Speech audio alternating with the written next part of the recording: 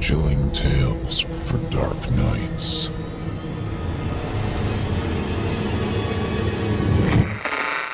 Want to make sure you never miss a Chilling Tales for Dark Nights video again? Be sure to subscribe and hit that bell to turn on notifications.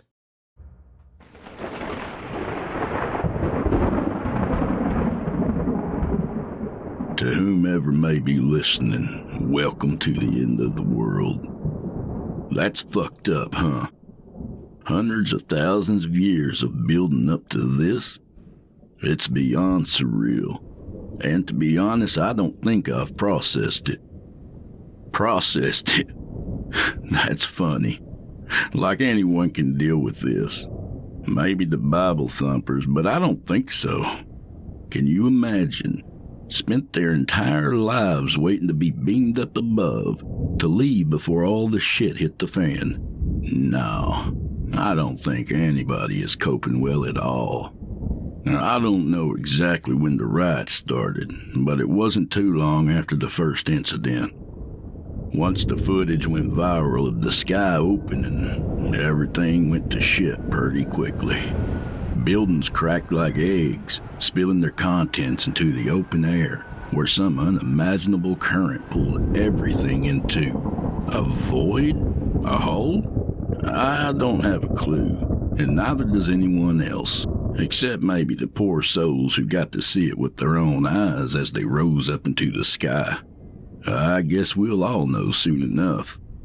So Leslie, my wife, took the kids over to her brother's place. He's one of those survival nuts, with an underground bunker filled with equal parts food and ammunition. We argued for days about it, especially once some scientist guys and gals knelt down the date of the last day. The formula or algorithm or whatever they used went way over my head, but I caught the gist of it. The number of appearances, the rate at which they spread and widen, with a chance of some other stuff. Long story short, they determined today was the day. Today is the day. I begged her not to go, to spend what time we had left together, at home, in the place we'd built. But she was adamant, stubborn as always, insisting that it was the only way that it would be safe underground. Didn't matter that we had all seen the footage of subway cars ripped right from their tunnels, or that the government's bunkers were now nothing but gravel. In the end, I gave up. Our arguing was just scaring the kids more than they already were without our help. I hugged our boys tight, and I told them how much I loved them. How everything was going to be okay. And then I closed the door. Sorry, I just can't help it, you know? Seems I've cried more in the past 24 hours than I have in 20 years. They were my whole life, and I just let them go. I didn't tell them the whole truth. I didn't tell them that if they did somehow, by some miracle, survive, that I didn't want to be there. The truth is, if they make it through, I don't want to be a further drain on their resources. I won't take food out of my kids' mouths. Never. But that's not going to happen anyway. Let me just be clear about that. There's no last-minute miracle coming. Entire countries are gone. A hole opens above and gets wider and wider, while everything down to the topsoil goes up in a swirling column of near-black clouds. Before I left the house, I heard Australia was finally skinned, and Greenland is gone too. Like a lathe just shaving everything off the surface of the earth, leaving nothing but dirt and rock. As to why, who knows or cares at this point? Alien terraforming, lizard people, vast government conspiracies, God's righteous judgment, Bill Gates, Democrats. I've heard it all in the last few weeks, and it all doesn't matter. And even if we knew, what difference would it make? I'm still going to die today, along with everyone else. Damn, I've run out of beer. I've been steadily drinking since Leslie left. Why not? I've never been much for it, but today of all days, it's pretty nice. My nerves are calm at least. The clouds are getting thicker by the minute. No real sunlight to speak of, but it's all right. I'm not sure if I'm fuzzy-headed from the drinking or from watching the clouds move. They're kind of hypnotic, I guess. They curl around each other, intertwine like strings, then tear apart, then meet again, only to start to dance over. It would be a beautiful thing under different circumstances.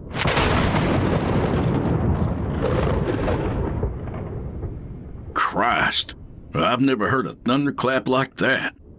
I felt it in my bones, felt my heart rattle in my chest. I'm surprised there's not a mushroom cloud on the horizon.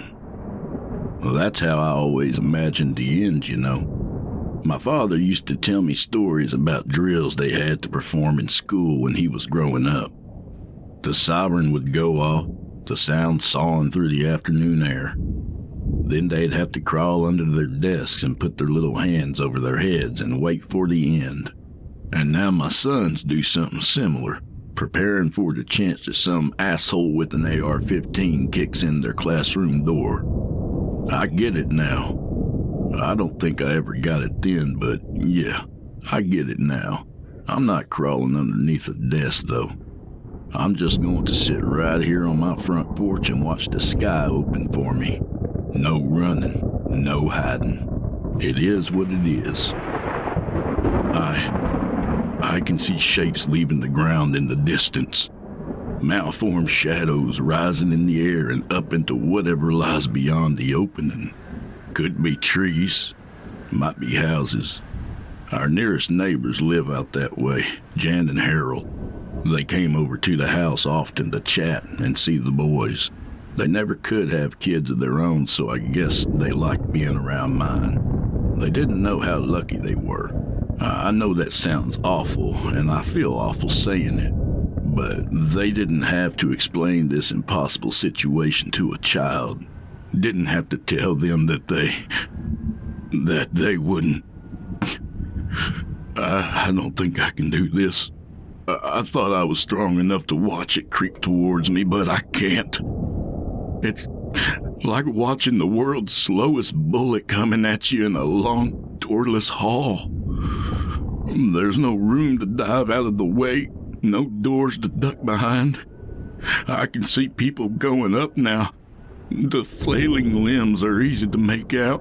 I don't know if I'm imagining their screams or if I'm actually hearing them. I've changed my mind. I think I'm glad they didn't stay.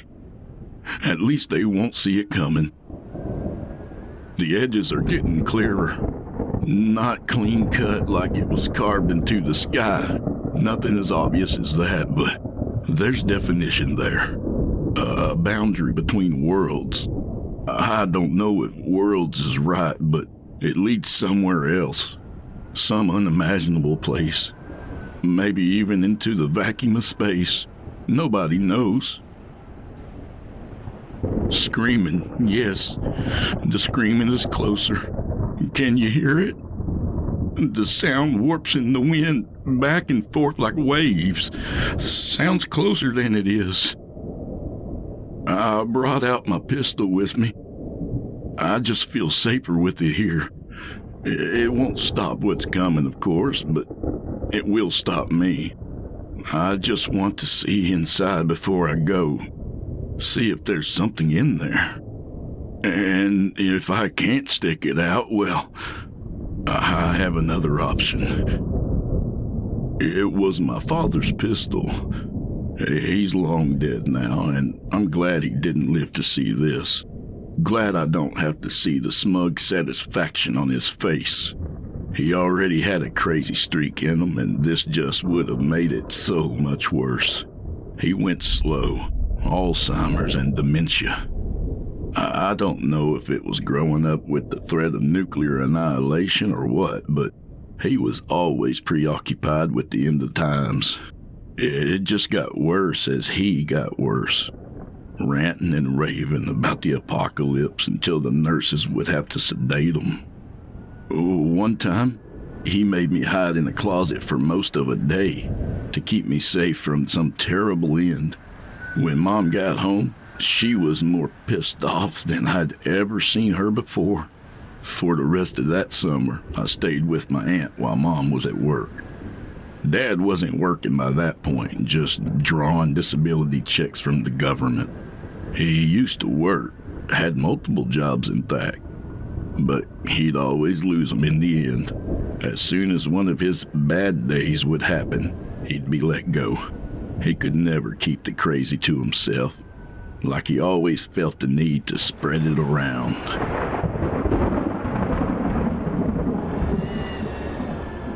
Yeah, it's getting colder out here. Ambient temperature drops as the hole approaches, common knowledge by this point. Like when you open your front door in winter and all the heat rushes out of the room. Exactly like that, actually. The clouds are almost to the ground now. I can imagine them tearing into the earth like fingers, pulling up handfuls to be drawn up into the absence there. Anyway, sorry I got caught up in the moment.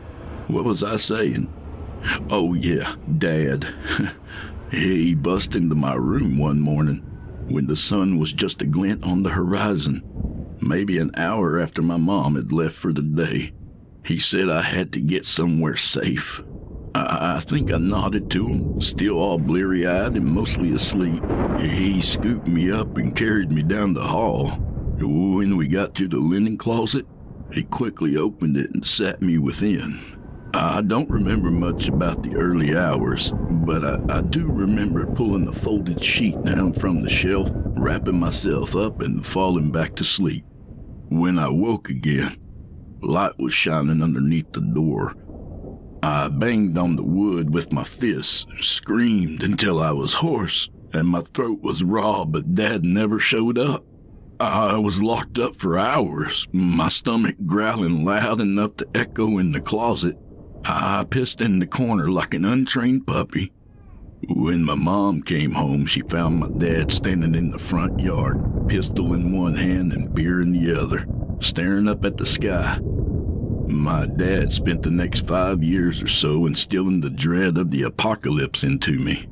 He'd watch these televangelists on TV, then give me a lesson on everything they had said when the show ended. He even sent money to those con artists. Some days, we'd be wondering if we could pay the rent, but we didn't have to worry about some asshole preacher having the money to fill his private jet, now did we? Speculation about the identity of the Antichrist was a favorite of his. The carousel included Mikhail Gorbachev, Ronald Reagan, and eventually Saddam Hussein. I lived with the fear that any day the tribulation would begin, and I'd be forced to make the decision to either accept the mark of the beast or die of starvation. The mark was always different too. Barcode tattoos, credit cards, RFI tags implanted in your skin, vaccines. I'm glad I'm an only child, so no one else had to deal with Dad's lunacy.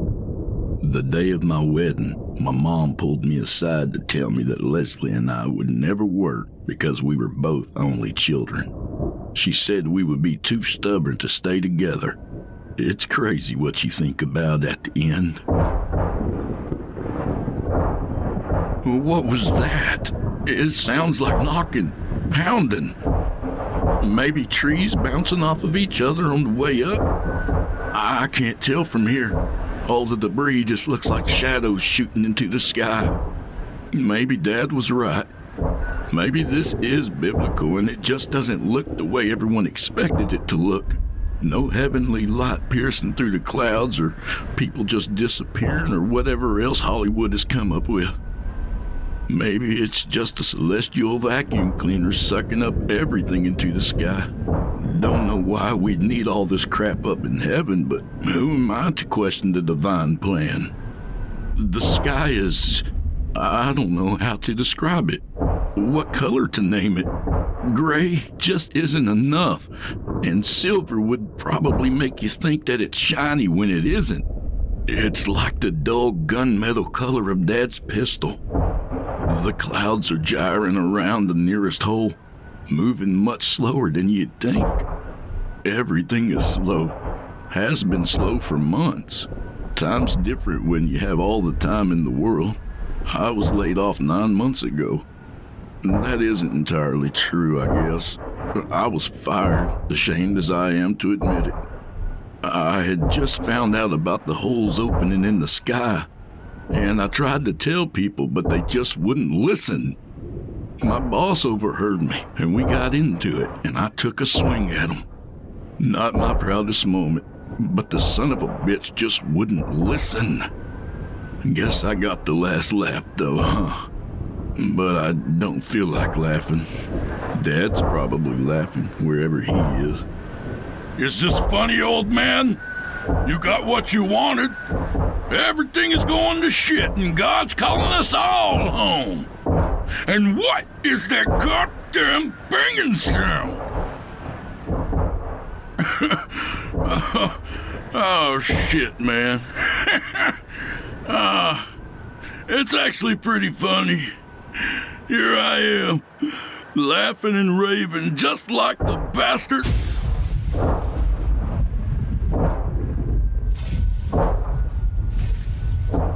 Here it comes, like it's stretching to meet me. The clouds are splitting in a jagged line and coming this way. Like the hole just got too wide and just split. Jesus, listen to that wind howl. Like a goddamn freight train. I thought I was ready. I really did, but I'm scared. I don't think I want to see what's in there anymore. I could end it here. Just do it and get it over with. It'd be so easy. But what if I'm wrong? I'm not saying it's heaven up there, but it might be something.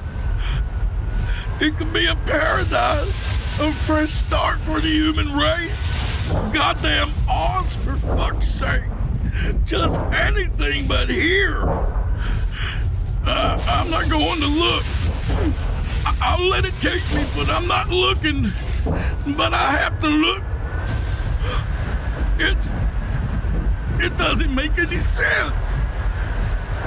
There's no light coming, but there's reflections and things, and dear Christ, what are they? They're voices. Voices like squeaking hinges. What is...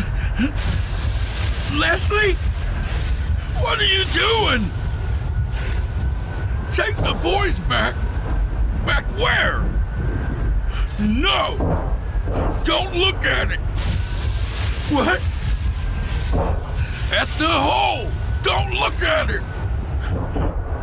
Get them away from here! I swear to God I'll shoot! I'd rather put you all down easy than to have you see what's happening! Don't you get it? Don't you fucking get it? I'll do it! Please don't make me! No!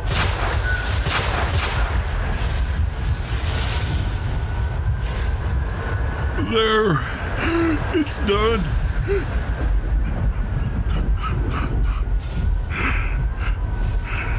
Now they won't see.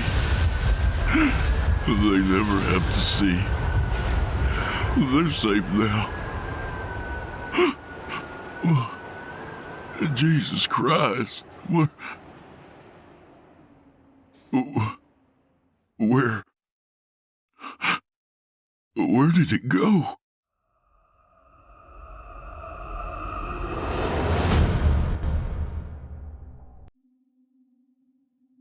I've been here since I was 2 years old, and by all accounts, had a normal upbringing. That's owed to the fact that this is an altogether normal place. The people work in other nearby towns or craft wares here that they sell in those aforementioned places. Lives lived here are all those of typical small-town residents, save for one aspect. A lot that's been around since long before the town itself came into existence. A law that was set in place by unknown peoples at an unknown time.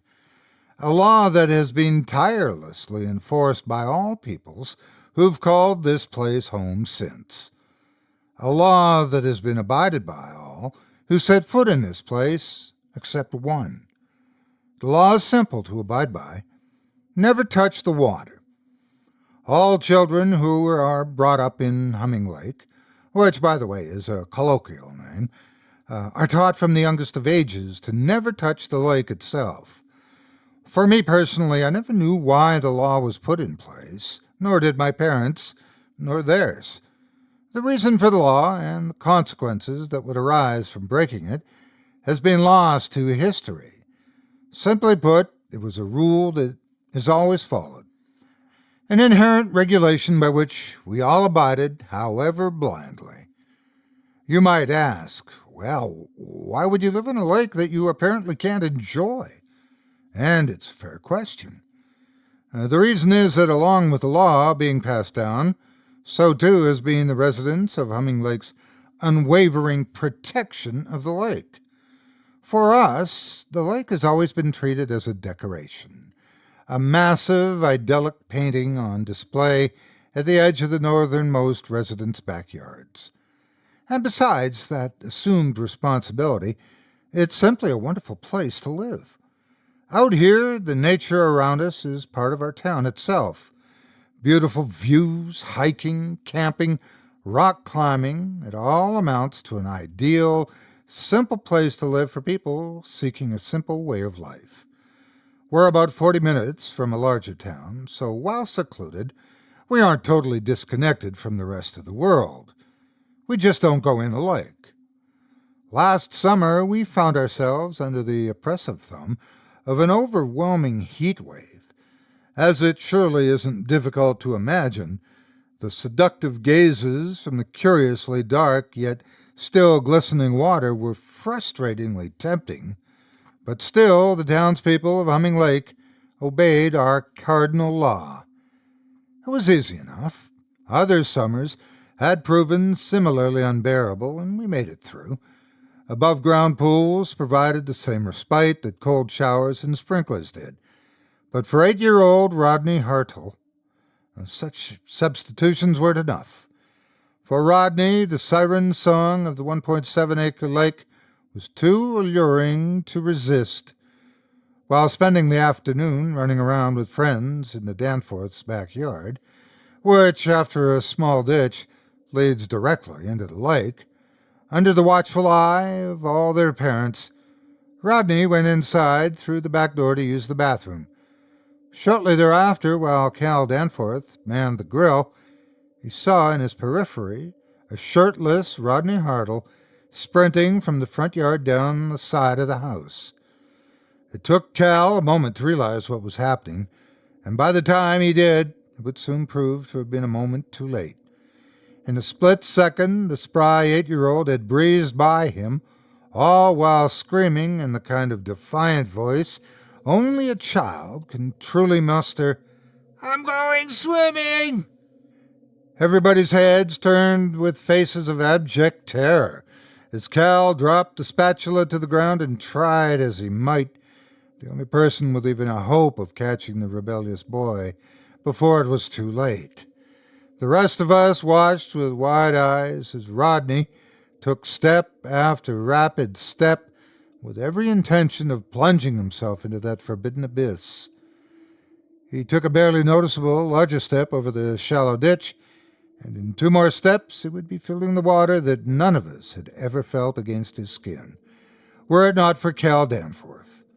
His long strides caught up to Rodney Hartle, and he stretched out his arms, just able to hook around Rodney's waist. But it was too late. The force behind Rodney's dash pulled Cal with it, sending the two tumbling down. Rodney's entire right side became soaked in the immersible waters, while Rodney wound up on his hands and knees. The rest of us stayed frozen in apprehensive anticipation as Cal scrambled to get himself and Rodney back on the grass. Amber Hartle screamed and buried her face in her husband's shoulder as we all waited for whatever unspeakable horror was surely about to befall the man and boy by the water, and in many of our minds, us. But nothing happened.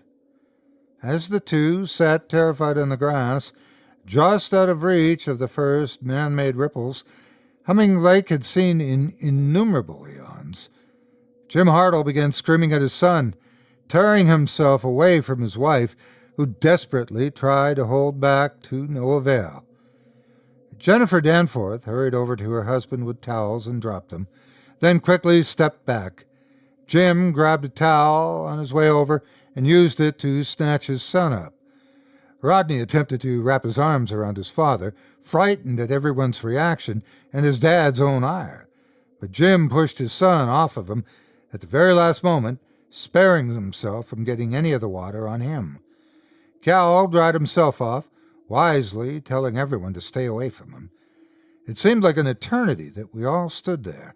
The burgers that had been on the grill were charred to a crisp, as we watched intently, half at the lake, the other half, at the only two people who had touched it in our lifetime. But nothing happened to either.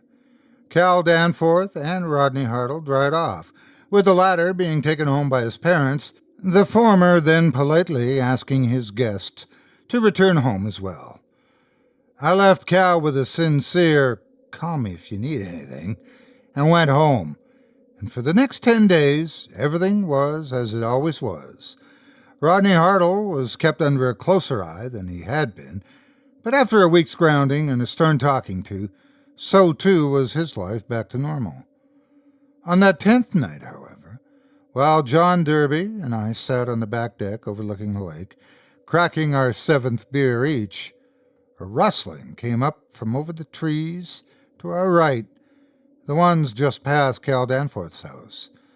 John and I each turned a bit and watched as something emerged from the shadows, lit only by the cloud-covered moon behind it. We joked that Rob LaGrasse, the closest thing we had to an archetypical town drunk, had gotten lost on his way from the bedroom to the bathroom and was returning from defiling the side of a tree. But the longer we watched, the less it looked like Rob LaGrasse, the less it looked like anyone we knew, the less it looked like an actual person. It lurched along in a broken gait, taking one step in the same time any able-bodied person could take 5. Whenever it was grossly thin, leaning slightly to the front and to the side. Its gaunt skeletal arms dangled freely, hanging nearly to its bony knees. We watched as the silhouette of this hellishly shaped monstrosity trudged along at its own leisurely pace. As our eyes adjusted to whatever it was we were looking at, we saw thin black protrusions poking out from its pitch-black shape, as well as the fact that it was dripping. John and I both rose to our feet as the thing continued its slow march toward Cal Danforth's house. John ran inside, telling me in a half-breath that he was grabbing his gun, and moments later he returned with a hunting rifle for himself and a pistol for me. We each took slow steps toward Cal Danforth's, and even at our slowest, we were moving just a bit faster than this thing that came from the trees. "Stop right there!" John yelled out. The thing didn't obey John's order. It was as though it didn't hear him at all. John loaded a bullet into the chamber of his gun. "You hear that, motherfucker? I said, fucking stop!" Still, the thing didn't appear to have heard any of it, although this time, as it made its slow way across the Danforth's yard, coming up to their grill, it stood up straight. We were now able to see the thing's height in its entirety. It stood conservatively at 7 feet. Perhaps it was adrenaline that kept me from hearing it. Perhaps it was my inebriation. Perhaps, again, it hadn't happened until this moment. But as it stood up, it made a stomach-churning, crackling noise, as though its bones were all resetting. The noise persisted as it took its next step, and the one after that, and every step thereafter. Each time it lifted one of its feet off the ground for one of its heavy, short steps, it sounded like countless sets of knuckles cracking for the first time in years. John told me to run back and grab his flashlight from inside his back door. I returned moments later with a high-powered handheld floodlight and turned it on, bathing the Danforth's backyard in light and giving us our first real look at the thing from the trees. Its skin was smooth, a dark, murky gray. The protrusions we'd seen in the silhouette were revealed to be twigs and sticks clinging to its body, and while it possessed no hair, parts of its body were splayed with what looked like seaweed. "Motherfucker, I'll shoot you!" John screamed, and a moment later a light turned on near the front of the Danforth's abode. This thing still paid us no mind. Another light turned on, this time in Cal's kitchen, which is situated near his back door. "Cal, stay inside!" I yelled. "The fuck is that thing?" John whispered to me. I offered no speculation. "What the hell are you guys doing?" We heard Cal call out from his open kitchen window. "There's some fucking thing in your yard, man, heading straight for you." As John yelled back, the thing stopped. Its bones sang their crunchy song as it turned around and faced the water. There was a deafening silence that lingered between myself and John, the lanky creature, and Cal Danforth.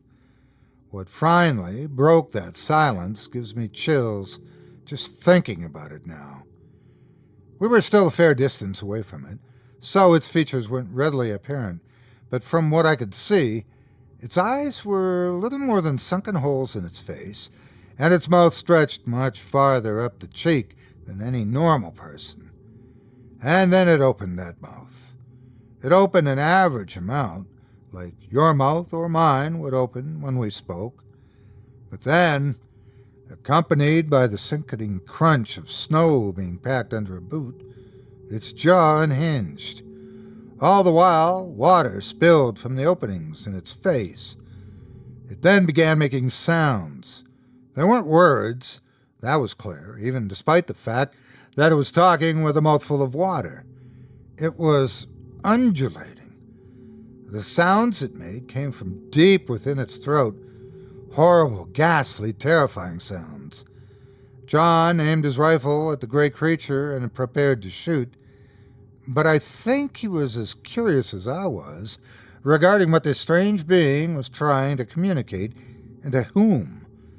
After a few more seconds of those hellish noises emanating from deep inside the thing's stomach, it stopped, and for a few fleeting moments, the only sounds I heard were my breath, my heartbeat, the soft whistle of a light breeze, and the invisible cicadas chirping their midnight song. But then the cicadas stopped, and it was that silence that made my heart sink to my stomach. That absence of all sound that registered in my brain as a signal that something was very, very wrong. And after a single moment of that silence that felt like an eternity, the lake responded. In that moment, I learned from Hence Humming Lake had gotten its colloquial sobriquet. It didn't have a source, at least one that I could discern as I stood there, but a distinct hum simply materialized in my ears. It surrounded us, and it sounded as though it were coming from behind me, in front of me, on both sides of me, from under me, and from above me, and from within me, and without me all at once. It was low, as if someone with a deep voice was simply going, I can't say for certain, but at that moment I looked at the lake, and it seemed darker. There was always an uncharacteristic dimness to the body of water, a sort of absence of the color that might come to mind when one thinks of such a geographic feature, of a deeper blue, especially toward the center of the small inland lake. At that moment, even under the moonlight, the lake seemed to swallow all light and appeared a pitch-black pit of uncertainty. And that pit hummed, and then it stopped, replaced then by the abnormal figure in Cal Danforth's backyard and its guttural nonsense. The cicadas returned as the creature and the lake finished their indiscernible conversation, with the former turning back towards Cal. A small man, but with the courage and brashness of 100 larger men, Cal Danforth yelled out for John not to shoot it, and that he would take care of it. After disappearing into his house for a moment, and while the dripping gray mass of bones and smooth skin made 2 more of its crooked, audible steps toward his home, Cal returned with a metal baseball bat. John and I watched, he through the iron sights of his gun, and me through my disbelieving eyes, as Cal Danforth stepped out through his back door, ranting and raving about how some fucked-up cripple wasn't going to threaten him. "You want to come onto my property?" he shouted rhetorically. "Think you're going to come onto my property and do some shit?" He clearly hadn't thought of what he was going to say beforehand, and was winging it in the moment, but it didn't matter what he said. Cal approached the lumbering beast, baseball bat cocked back and ready to swing. But it didn't matter. With the speed it hadn't exhibited until then, it stretched out its lanky arm and rammed 2 of its thin, tendril-like fingers that I would swear got longer at its whim, underneath Cal Danforth's jaw, up through the fleshy part underneath his mouth, and pulled the left side of the lower half of his jaw off. It happened in the blink of an eye, with an ease akin to a giant brushing away a fly. This thing had torn skin and snapped bone, leaving Cal Danforth standing in stupefied shock as the lower half of his face hung to one side, a mess of blood and viscera and a lower set of teeth displaced from their rightful fixture on Cal Danforth's visage. He stood there silently as the creature retracted its hand and flung it up once again, much in the same way it had the first time, but now without the impediment of the lower half of Cal's face to slow its thrust. Its fingers, longer yet again, plunged into the top of Cal's mouth, but this time they didn't retract. This time I watched as Cal's body went limp, held up only by the unnatural strength of his killer, and his eyes began bleeding. John and I, too, were in shock, and he snapped out of it first. He yelled as he began firing his weapon at the thin, monstrous beast, the deafening bangs of his gun shaking me from my stupor. I began firing at it, too, and after my second shot, it dropped Cal to the ground. Our shots didn't seem to affect it at first, but the more John unloaded into it, it looked to be putting up its arms, though it seemed not in defense, but in annoyance. Even still, it essentially ignored us. It resumed its slow, laborious gait, seemingly aiming to go around Cal's house. In that stressful time, I wasn't sure where its destination might be. John quickly ran the few yards back to his home and disappeared for the briefest of moments inside before returning with a machete. I voiced my concern, noting that a bevy of bullets hadn't been able to harm it, but John still persisted.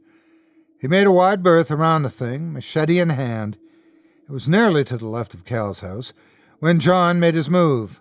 He swung the machete, cutting cleanly and easily into its head, splitting it from ear to misplaced jaw joint, and he continued hacking away at it with an apparently endless supply of water seeming to splash against the ground and against John.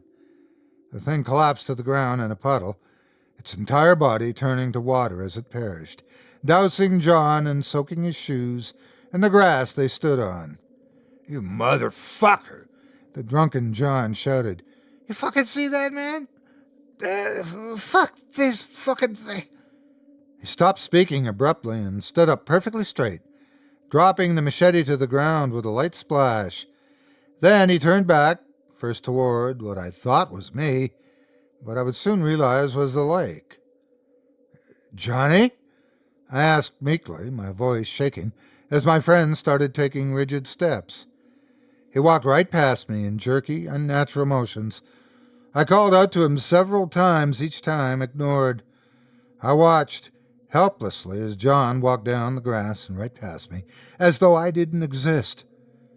When I realized he was walking toward the lake, I ran to try and stop him, but whatever force was compelling him to walk to the lake compelled me to stop. I wasn't capable of moving, unable to stop my friend. I was forced to watch as Johnny slowly walked into the lake, first up to his ankles, then his knees, then up to his waist, and then he stopped. He stood there for what felt like an eon, and without any indication that it was about to happen, preceding John Derby was ripped underneath the surface of Humming Lake. The same moment he was under was the moment I was freed from whatever it was that was keeping me in place. And not a moment later did that hum return, only this time it was loud enough to hear a mile away. By this point, other people had come from their houses to see what all the commotion was about, and one by one saw Cal Danforth's mangled corpse and asked me what had happened, a question to which I didn't truly have an answer.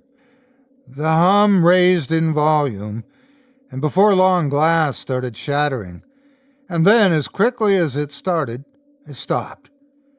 And moments later, from the trees on either side of the 4 lawns that sat on that part of Humming Lake, came more monstrosities. All of them had humanoid shapes as vague as the first of their kind that had arrived, but their limbs were all mangled, misshapen branches jutting out from their emaciated trunks, and all of them dripped the same water as their fallen associate. There must have been at least 30 of them, and all of them started towards us with the same hurryless stroll. Just as I was about to address the rest of my fellow townspeople, something was launched from the lake, landing on John Derby's yard, and then a second something landed not 3 feet away from it. I picked up John's flashlight and cautiously walked over to whatever it was. Upon shining the light on the unsolicited gifts from Humming Lake, I saw that John Derby had been returned to us. He was split at the torso, missing his left arm, and had the clear absence of a head, with maybe 3 inches of his spine peeking out through the cranial wound. Jess Randolph screamed. Mike Ward vomited. I nearly passed out. But a message I needed to get to the townspeople kept me conscious. "Hey!" I shouted, then lowered my voice to a hushed whisper. "I think they're coming for the Harville kid." The threat of unspeakable horrors befalling a child was enough to kick everyone into gear.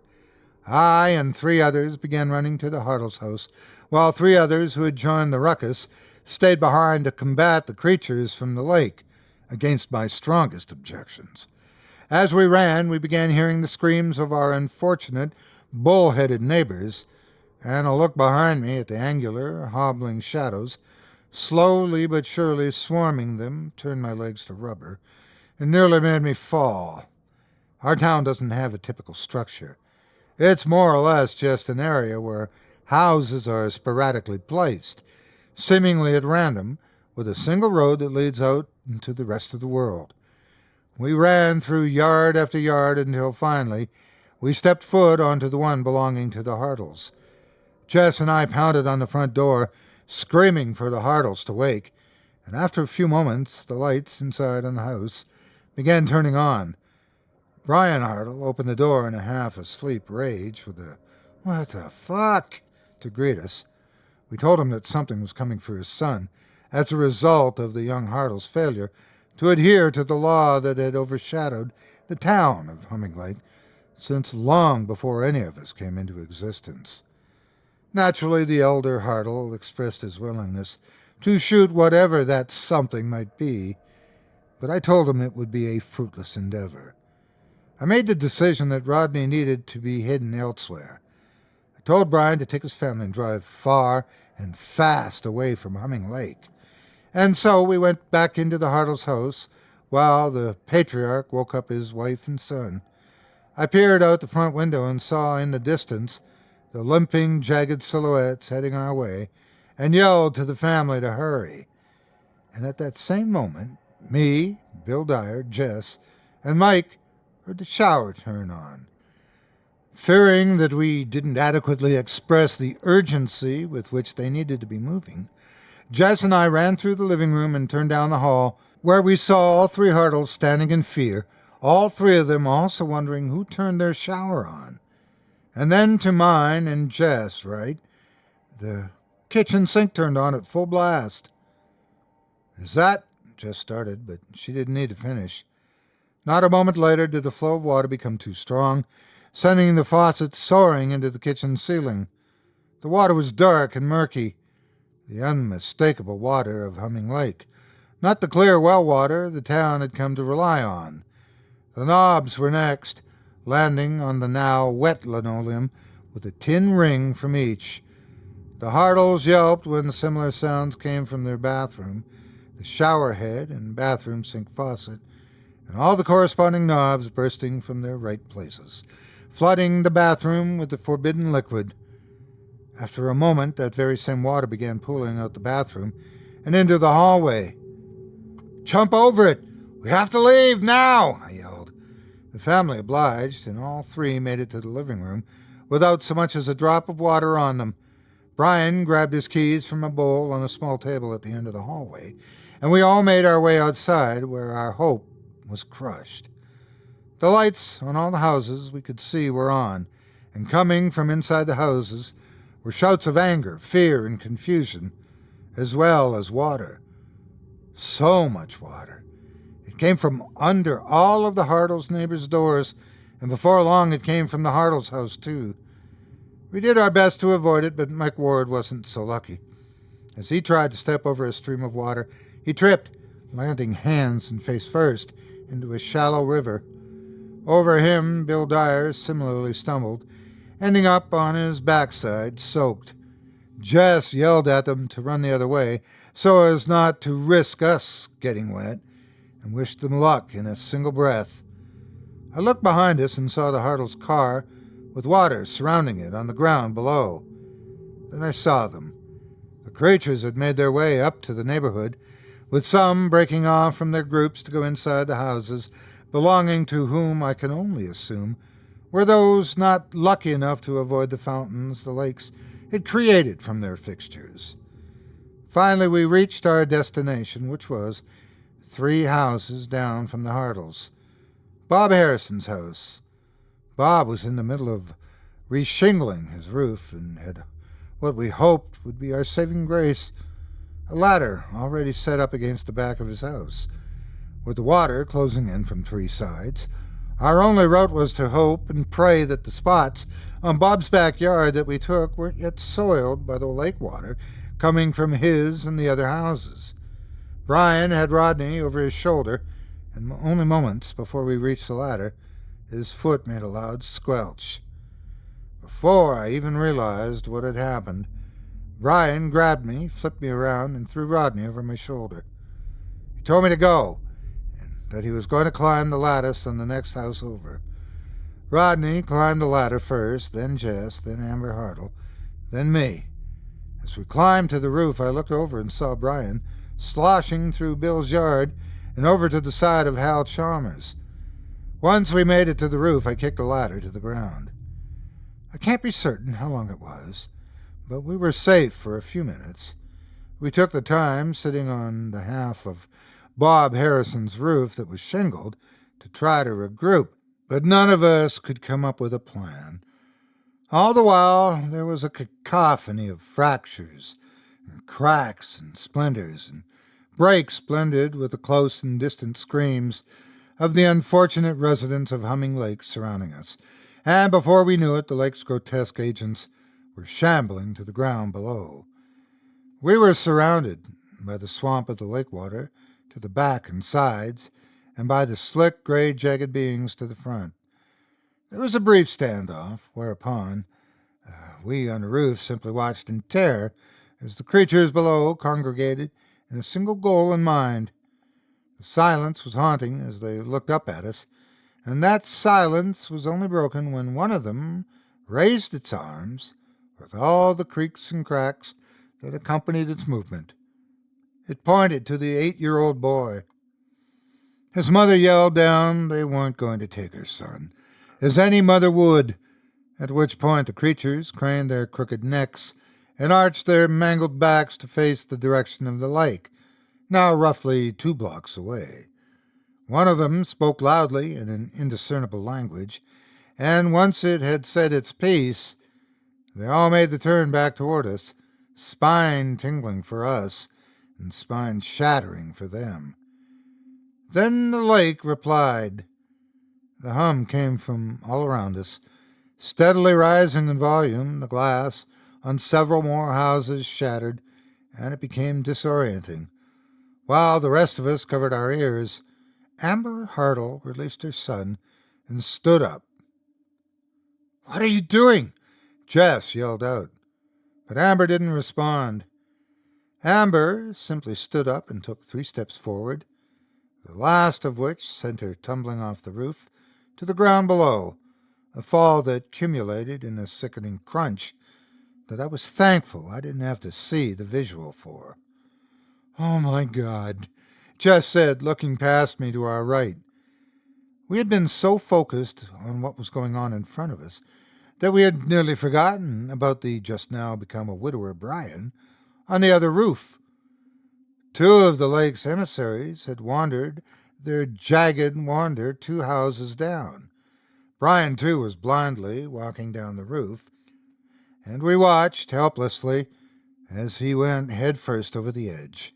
But instead of simply hitting the ground below, one of the creatures reached up its hand, which went through Brian's skull and down the inside of his face, throat, and chest, and caught him, then tossed his limp cadaver to the grass.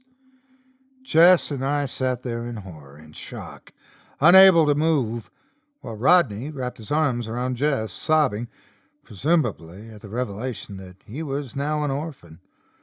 The lake then spoke again, but this time it was less booming.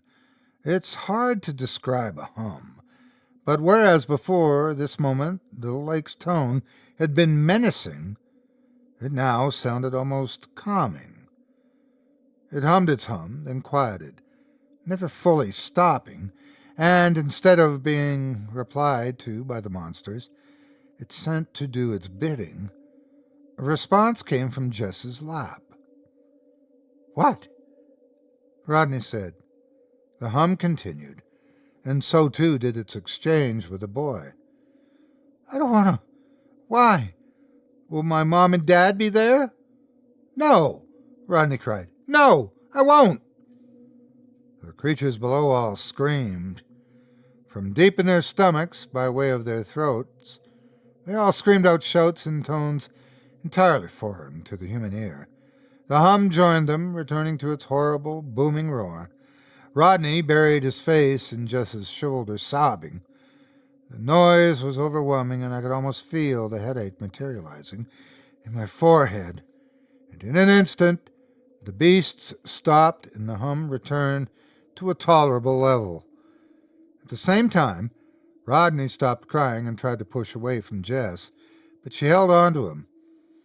I only saw his face for a moment, but in that moment I saw all that emotion, all life had left him. Everything that made little 8-year-old Rodney himself, all the adventurousness, the personality, the hopes, the dreams, all of it was gone. The moment I saw his face was when he pushed his head away just enough to get into position. Then he sank his teeth into Jess's throat, tearing away a chunk of skin and sinew and sending blood flowing down her neck. In an instant, Rodney turned around and was walking down the roof. As I did my best to stanch Jess's wound, I watched Rodney step down the shingles and topple forward, and squinted my eyes as an inherent reaction to the blood-curdling sound I was expecting to hear. But I didn't hear that sound. Instead, the humming stopped, and I heard the sounds of one of the creatures vocalizing. And in reply, I heard Rodney. I can't be certain of what he said, but it was something along the lines of, "Okay, let's go." And then they all began walking back toward the lake's envoys with their lumbering gaits, and Rodney with his sure-footed 8-year-old steps. They walked and walked and walked until they were enveloped in the shadows and out of sight. I tried my best to help Jess, but I'm not a medical professional. I used my shirt to keep pressure on the wound, but within minutes she was dead. I stayed up on Bob Harrison's roof for the next 16 hours, with Jess's dead, bloodied corpse roasting in the summer sun not 3 feet away from me. After a time, people started coming out of their homes, carefully avoiding the spots in the ground still damp with the lake's vengeance. They used plywood and furniture and vehicles to create bridges for those who were trapped, myself included. 27 bodies were pulled out of the neighborhood's flooded houses in the coming weeks. We crafted waterproof suits and footwear to traverse our town until such time as the water dried up or was otherwise cleared out. When the lake claimed its revenge, it resulted in the most harrowing 30 minutes of my life. It was roughly half an hour of chaos, death, confusion, and sorrow. But it put one thing into perspective. The one thing that so many of us had pondered for so long. The answer to the question that so many residents of Humming Lake had asked for so long, but for which none had ever dared seek. That half hour of dread gave us the reason for our town's oldest law, the source of which had been lost to time itself. Never touch the water.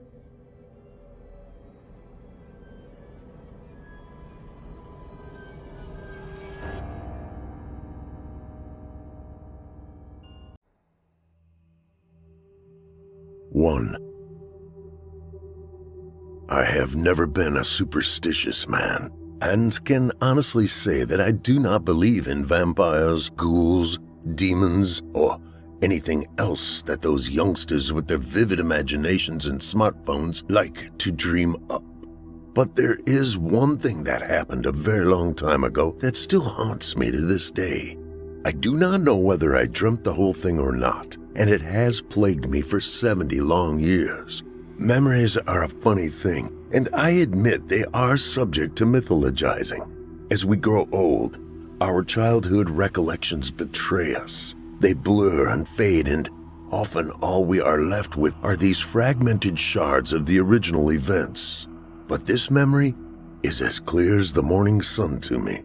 What I'm about to tell you, I have never told anyone before. It is up to whoever reads this whether you believe me or not. Every time I close my eyes, I see his horrifying visage clearer and clearer, looming up out of the depths of my mind like some grotesque phantom. His pale face perched there in the gloom of that forest still sends icy shivers down my neck. I am an old man now and probably only have a few more years left here. The eternal darkness of the afterlife is all that awaits me, and I think it would be some form of sin to leave this earth without at least telling people what I saw and what I did. It all happened in Dartmoor, England. It was 1948. I was a young lad then, 10 years old. I grew up in a small town called Princetown. It was the only town right in the center of over 300 square miles of nothing but wild, open moorlands and deep river valleys. Dartmoor was always an eerie and isolated place. I knew this even when I was a boy. It was a place where the secrets of nature were still unknown to the residents, and everything beyond the town seemed to be shrouded in a kind of permanent mist. Generations of our family had lived and died right there in Princetown, most of them never even leaving the county lines. And the last of our family line was only me, my mother, younger brother, and father, living in a small white rundown cottage about 4 miles down from Princetown. Let me tell you, Dartmoor did not look like it does now. Back then, it was even more rugged and barren. There were few paved roads, and most houses in the town were nothing more than bleak, moldering terrace houses, squatting there in the perpetual bog. Slates roofs and old masonry walls with small square windows on each face. Rows of them sheltering quiet, hard-working families who'd huddle around their wood stoves together at night.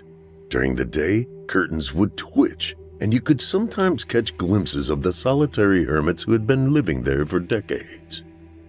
The town only really existed because of the prison that was built up there on the damp rolling moors sometime back in the 17th century.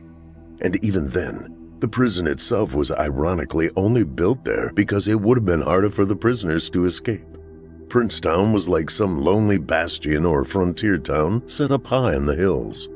Most of Dartmoor around it was deep pine woods and marshland, long dark places filled with deer and other things that crept around nervously in the trees.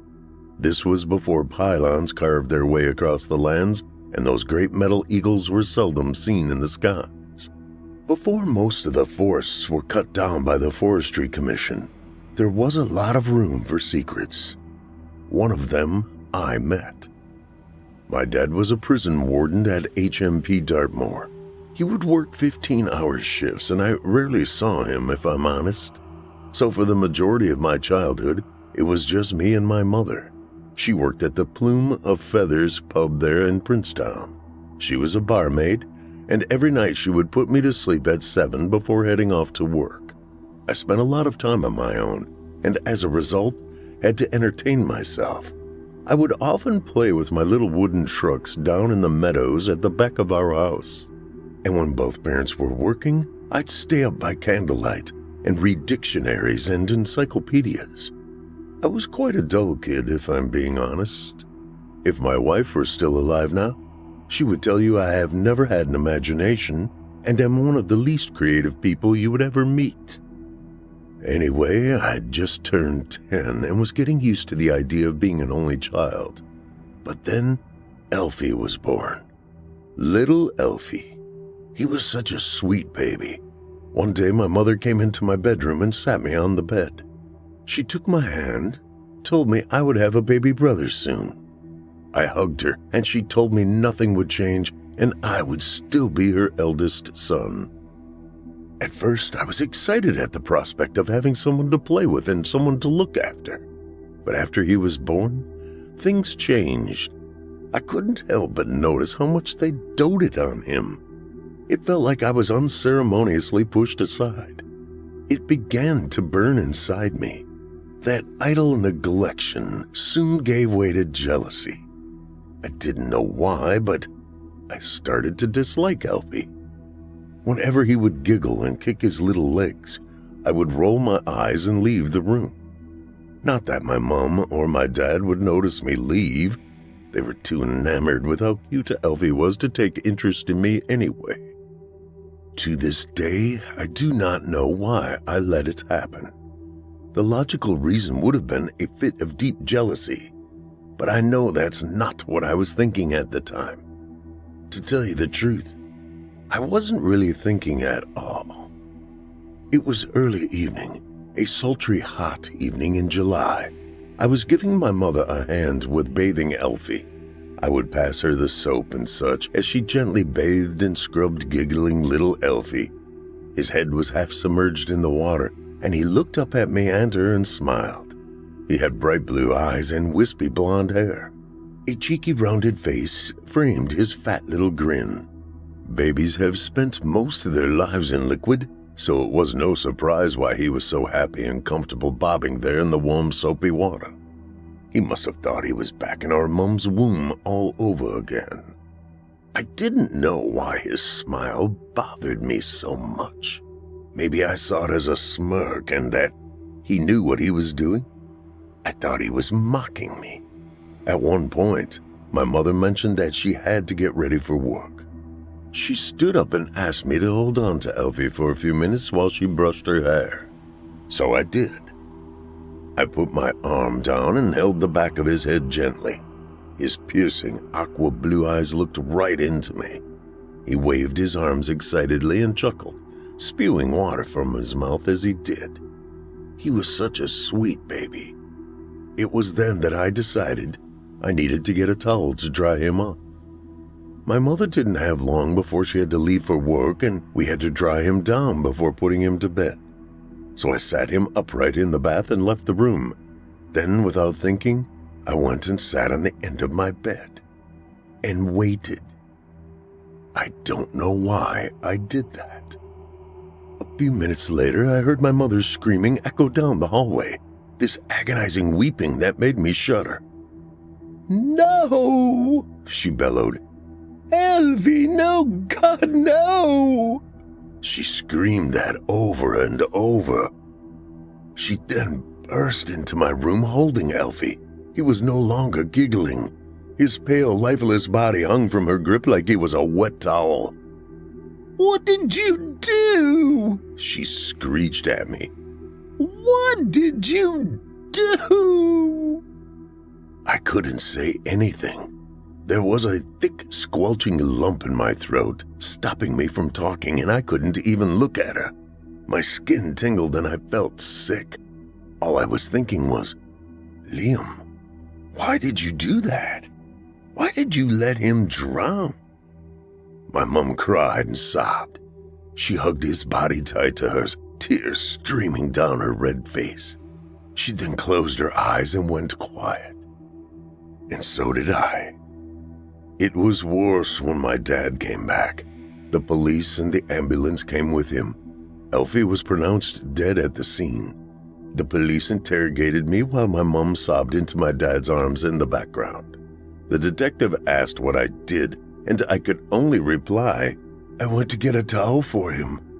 I'm sorry." When the police left, my dad beat me. I didn't even try stopping him. I knew I deserved it. That night destroyed my family. A month later, my father left us.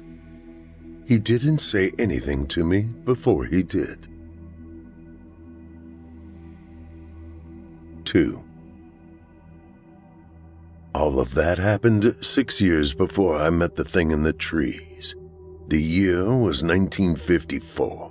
After Elfie died and my father had left, it was just me and my mother in that lonely, decaying cottage together. My mom had fallen into the bottle and only acknowledged me when she needed me to do the chores or fetch her more booze. I had noticed in that time she was staying late after her shifts, seeing men, and she had begun to look ill. Her skin was sickly and sallow, and her eyes always gray and sunken. My mother was always a pretty woman, and it was hard to watch her slow descent, knowing I had caused it all. It was late one night in January, and I was about to go to bed when I heard the familiar slurring demands echoing from down the hall after me. "Boy," she crowed. Since Elfie's death, she refused to call me by my Christian name. "Go to the general store and get me the big bottle of brandy they have. If you leave now, you still make it." I had no choice but to oblige. If I didn't get her what she asked for, then she would have no doubt thrown me out onto the damp, squalid streets. I don't need to tell you how well a boy of 16 would have fared back then. So I rose from my bed, changed into my winter gear, and put on my blue parka coat that I had outgrown 2 years previously. I came into what was our living room, and she was there, lying across the only sofa in a decrepit heap of drunkenness, clumps of mold accumulating in the corners of the room around her. The radio crackled in the background, playing some old-timey tune that I can't recall now. From the crumpled sofa, she tossed me some tattered notes and told me to hurry up. She was already half asleep at this point, so I was unsure why she needed any more booze. I picked it up all the same, and I left. I shut the door behind me and headed out into the freezing night. It was bitterly cold, and my breaths came out in thick white plumes that rose up and vanished into the vacuous black sky. I stood there on our porch, the dull amber lamp above twitching nervously, and I thought briefly about what I should do. It was a 4-mile walk to Princetown if I followed the main road, but a 2-mile walk if I took a shortcut through the forest that ran adjacent to it. I don't know why I decided to cut through the forest that night. I guess in my mind I just wanted to get it over with so I could go to sleep sooner. I was already employed at Plymouth Docks as a laborer and had to cycle 10 miles to the yard every day. Walking 8 miles at almost 10 o'clock at night was not the type of rest I needed, so I went with the latter. After all, I had played in that forest when I was 10 years old. I had walked through it during the day multiple times, and I guess I felt pretty confident that I could navigate it just as competently in the dead of night. With a plan in mind, I set off and headed for the woods. I could barely see it in the distance, but I knew it was there. I knew you could get to Princetown quicker from our house by way of that thin and muddy pathway that cut across a field and eventually a part of the pine forest called Wistman's Wood. But it would be much harder at night. Foolishly, that was what I decided to do. It was a gloomy copse of stunted moss-covered pedunculate oak trees shrouding the epiphytic undergrowth and boggy rock-strewn floor. After a short walk down the muddy path, I came to it. The stretch of woods was supposedly haunted. A few centuries back, there were rumors of witch trials in there. Pagans, Celtic shamans, and other heretics used to flock and conduct ceremonies at night when the moon was swollen and gibbous. People and farm animals alike had gone missing over the years, and if you could go there today, you can still see the strange, archaic ruins carved into the lichen-covered boulders that sit scattered in the gnarled and ancient oakwood forest. But that wasn't why people today still say it is haunted. There was something else in there. Of course, at the time I had heard of the old folk tale of the thing in the trees, but I took no notice of it. The aspects of the story seemed just so juvenile to me that I dismissed the whole thing as some old camper's tale told around the bonfire to warm their cockles. With a wry shrug of the shoulders, I headed into the trees. The sooner I got through it, the sooner I could get back. The trees started low to the ground on the outskirts. I had to duck under a few of the branches to make any kind of headway. It was a dark night anyway, but once I stepped into the woods, I realized just how dark things could get. I could barely see 5 feet in front of my face, resigning myself instead to feeling and pushing through the damp mossy branches that scraped across my cheeks. It must have been about 40 minutes when I made it through the fabled Wistman's Wood and then into the deep brooding pine forest behind it. At this point, I began to feel scared. The walk was taking too long. I'd begun to lose my sense of direction. The trees were tall and looming above me, and everything was deathly silent in there. Not even the owls were howling. It was as if the woodland critters were too terrified to make their presence known. But that wasn't what was scaring me. Instead, it felt like there was something watching me. I didn't know how to explain it, but I felt this hungry, hot stare on my back. But every time I turned to try and see what it was, there was nothing there. Just the rows of silent trees. An impenetrable wall of black seemed to surround me and creep in closer when I wasn't looking. It must have been another hour when I finally realized I didn't know which direction I was heading in anymore. I tried to spot the faint amber lights of Princetown glowing in the distance, but I couldn't see a thing. I didn't hear anything either, just the same unrelenting, heaving darkness of the never-ending forest. Still, there was this presence near me. It was like a shadow was walking too close behind me. When I'd passed the 2-hour mark was when I began to fear for my life. I quietly wondered whether I'd ever find my way out again. If I didn't, would my mother even notice? Would anyone come looking for me? In a panic, I called out, "Hello, is anyone there? I'm lost." Nothing. Not a sound. The branches on the trees weren't even swaying. Everything was deathly still and unnervingly silent. I was truly lost and alone. I continued walking for what felt like days. My stomach was rumbling and my legs began to ache with the constant timid stepping over the rocks and fallen trees. At one point, I leaned against a tree and buried my head in my forearm, thinking hard about what I should do. I'd called out a few more times, but still heard nothing back. The nighttime air was freezing my joints and making my exposed skin go numb. I closed my eyes and tried to imagine myself in front of a warming fire or wrapped up back in my bedsheets. Then, as I dreamed of roaring stove fires and comfy sofas, I heard something come from behind me. Liam, Princetown is this way. It whispered softly. My eyes bulged open and I darted around to face it. Numbing fear gripped me, but when I peered back into the darkness, there was nothing. "Hello? Is someone there?" I asked quietly, trying not to sound scared. Was the tale true after all? I thought. Then coming from my right side now.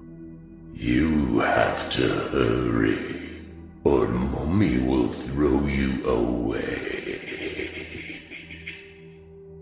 The voice sounded like nothing I had ever heard before. It was hoarse and guttural, but also had a bizarre echoing timbre to it. "Hello?" I shouted this time. "Please, I'm lost and I'm cold." Not as cold as Elfie. The strange metallic voice chuckled from between the branches. I shuddered and looked around. My first thought was, how the hell do they know about my baby brother? "Who's that out there?" I begged. My voice was trembling. Then I heard something emanating through the trees that made my skin run cold. Slowly, rising out of the ruddy darkness of the forest, I heard a baby crying. A feeble wailing that only babies can do. It cried and cried, the noise of it all rising into a crescendo around me. I looked up and tried to pinpoint where exactly the sound was coming from, but it was too hard to tell. "Please, sir, I need to get out of here," I said. After a few moments of the baby crying, I heard that horrible alien voice once more. Follow the baby, and you will get out. So I did. The noise of the cry distilled and focused in one direction. I started chasing after it. As I climbed over the dead, decaying branches and through the cold leaves, I thought of Elfie again. How did this person know about Elfie? I wondered. As I moved deeper into the woods, I began to hear another sound. It was unmistakable to me, a sound impossible to forget. I heard my mother's agonizing wails the night Elfie died. That sound was etched into my mind forever, and I heard it all over again in the center of the long dark woods that I couldn't escape.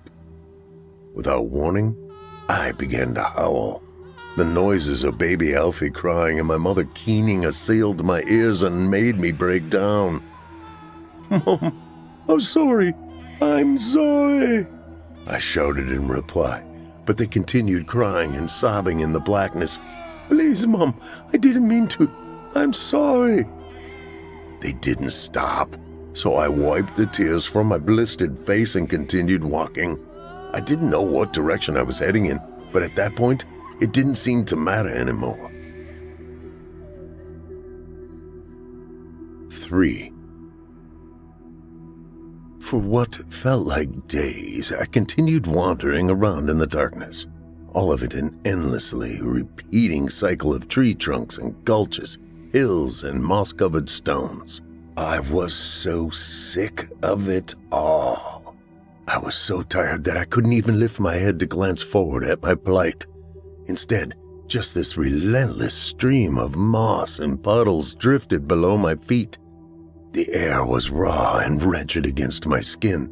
The icy clasp of death seemed to be clawing its way under my coat now. I was beyond cold. The ghosts of my past crying had subsided. I only heard them faintly in the distance now.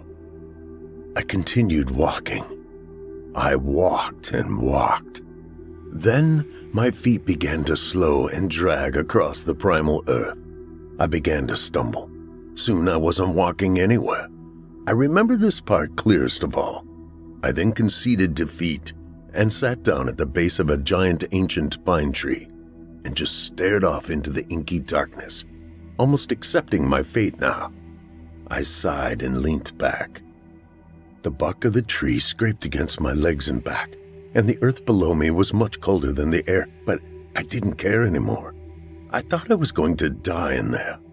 In a strange and morbid kind of way, I felt like I had deserved it. The moldering earth decaying and absorbing me until not even my bones remained. The memory of what I had done, no more. The night drew on, and I felt my extremities slowly fade into absence. The frost and air made everything retreat into numbness, and with the chilling embrace of the night, my young mind began to leave me too. I couldn't think straight. I sat there in the dirt and stared ahead into the abyss of the primordial forest. All those trees bearing down upon me, reaching out to embrace me as one of their own. And there, just as I began lulling in and out of consciousness, I saw something ahead of me. Against the flat darkness, an almost imperceptible shape lingered. I squinted at first, unsure of what I was looking at. Then I blinked slowly and tried to focus on it. The frost on my eyelashes stung like bee stings, and everything in my body was shutting down. But still, I saw something there. It was a tall and pale figure there amidst the knee-high grass and lichens. It was looking right at me, but it didn't look with eyes. I felt its gaze. It took on the form of a person, but it couldn't have been. It was too tall, at least 7 feet. It was wearing a long dark robe, like a Jesuit priest, draped over its emaciated body. It was hard to tell, but I thought I saw 4 arms crawling and scrabbling around under its shroud. The thing had no face. Instead, just this rounded surface, like the shell of a rotten egg. Around the jowls of the face was drooping pallid skin that looked like drained chicken fillets. There were no eyes, no features, except a thin black slit running down the center of its skull. I was gripped in a kind of dull paralysis, and my heart thundered in my ribcage. I stared forward at it, poised against the bracken and pine needles. As I look back now, I believe it was Death himself that I met that night. I believe he came to take me, but it was not my time, it seemed. I was so enervated of strength that I could not hold my eyes open any longer. Everything faded. The thing came towards me, looming up out of the lightlessness of this horrible night. It didn't walk. It had no feet. It came gliding at me, hovering just off the ground. I tried to scream, but nothing came out. I couldn't move anything. Unconscious fear became an unassailable reality. As it drew nearer, I realized my body was shutting down. Then I sunk down into something abyssal. I felt the world falling away from me. In the deepest pit of blackness, I had only a vague awareness of my utter terror. But death never came for me. Something else did. 4. Sometime later, I awoke in a daze and felt curiously warm somehow. My thoughts were fuzzy and I couldn't focus properly. Surely, slowly, my eyes blinked open for the first time in a long time, and I looked around. It wasn't the forest anymore. I was somewhere else now. As my eyes adjusted to the light, I saw that I was on my back, laying on a sofa of sorts. There was a thick sheep's wool blanket draped over me, and I couldn't move any of my arms or legs. I was inside now. The room I was in was glowing with warmth. Candles twinkled on the windowsills, and the floor was made from this thick oak that seemed to absorb the light from them. In the corner of the room, crackling away, was a roaring stove fire. The flames rolled and danced over the logs in the peripheries of my sight. It was all a miasma of heat and scents. It smelt like matches and copper in there. I tried to rise from the bed, but stopped myself when I noticed a huge figure sitting on a stool by the fire before me. Is that him? The thing in the trees? I thought. The shadow of its bulk cast across the floor towards me. Fear gripped me once more, and I didn't make a sound that would alert it to my awakeness. I laid there, looking across at it, unmoving, unsure of what to do. It had those same dark robes that draped over its immense stature. The thing looked like a grizzly bear hunched over in a duvet. It had its back to me, and at regular intervals I observed the thick tobacco-smelling wafts rising from its hood. No need to pretend, the figure said in a warm, mellow voice. I know you're with us now. Where am I? I asked after a long, hushed pause. Where you always wanted to be. Where's that? It never looked at me. It just stared into the flames of the wood burner and sucked away sullenly on its pipe. After a drawn-out silence, it craned ever so slightly towards me and said, You have carried something for a long time. What is it? I saw no point in lying anymore. I knew what he was talking about. If it were the same thing from between the trees, and I believe it was, then he already knew about Elfie, about what I did. So after a teary gulp, I spoke. I did something very bad, I muttered. What? It asked with a shrewd air of wisdom. I shook my head and stared into the threnody of flames burning up all the wood and coal. I let my brother drown, I said. He was only 6 months old. I don't know why I did that. I didn't dislike him. I actually... The thing cocked its head to the right and blew out a big cloud of acrid smoke. How? He was in the bath. I was supposed to be keeping an eye on him, but... And what did you do? I bit my tongue hard before speaking. Then, I left the bathroom. I left him, I said as I felt my voice grow tight. Then what? I let him drown. It was hard to tell, but it looked like the thing sat in front of the fire had nodded in acknowledgement. What do you feel? It said earnestly. My skin tingled and I felt my face well up with tears. They poured out like 2 scarring waterfalls from my eyes. Just want my brother back. Even if that means that you die? Yes, I don't care. I just want him back. I want to tell him I'm sorry. I never wanted him gone. Yes? I didn't want to be overlooked.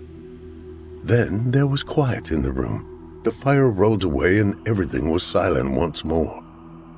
The thing by the fire bowed its head. You look very tired, little boy. You should close your eyes, it said. After a long pause, I asked, Who are you? We knew each other once, although we never truly got to know each other. Close your eyes. Sleep. I had wanted to ask him more, but as soon as he said that sentence, it was like being given a warm cup of milk. My eyes drooped and my body relaxed. My eyes shut and I felt the most comfortable I have ever been. I soon fell into a deep and dreamless sleep. Thoughts and dreams rolled over me like waves on an eternal beach. 5.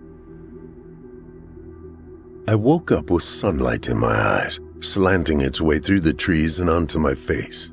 As I opened them slowly, its blinding glare filtered into my vision, and I found myself awake once more. My head pounded and I felt vaguely nauseous, but I was alive. I rubbed my furrowed brows in confusion and tried to coax the sleep from my eyes.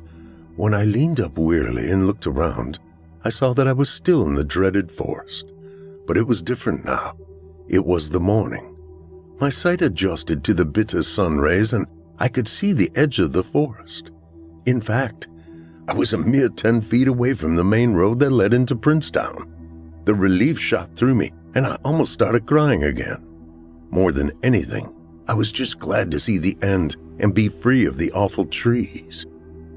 Frost sparkled on all the grass and the brisk morning breeze was cool and refreshing against my skin. I got up, dusted the dried and gray mud off myself, and then headed into town.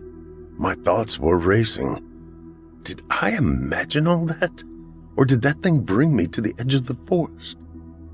I imagined every conceivable possibility on that walk back into Princetown. When I made it into town, I could see a small congregation of people standing around the town hall. They all looked worried and concerned as they glanced across at each other. Some had the collars of their coats rolled up to shield against the cold winds. One of them turned and spotted me, then said, "He's here." All of them turned to face me and then came rushing towards me. My mother was there with them. She burst into tears when she saw me. She hugged me and said she was sorry. I said I was sorry too. After that, they took me to Plymouth Hospital to make sure I was all right. And I was. Yet I didn't know how exactly. To this day, I cannot say for certain just what happened. All I know is I felt it. I felt like I had met death that night in the dim forest, and if you feel it, then it must be real. That's all I have to say about that. You may make up your own mind whether I'm just a bored old boy trying to pull a fast one on everyone, or if I really did meet death that night long ago. Anyway, we'll leave it there. I'm tired now, and I'm waiting for my carer to bring me my afternoon hot chocolate before I have my nap. I can't stay up late anymore like all them youngsters. You'll understand one day when you're my age. You know, as I have written this, more and more has come back to me. I don't think dying is such a bad thing after all.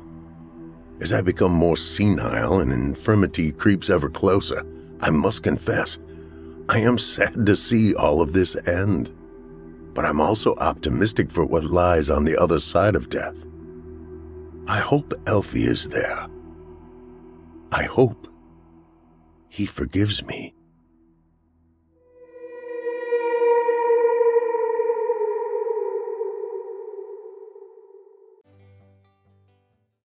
Seth, we have a basement. Who is this? A voice responded. I pulled the phone receiver away from my head and grimaced at it in disbelief before putting it back against the side of my head.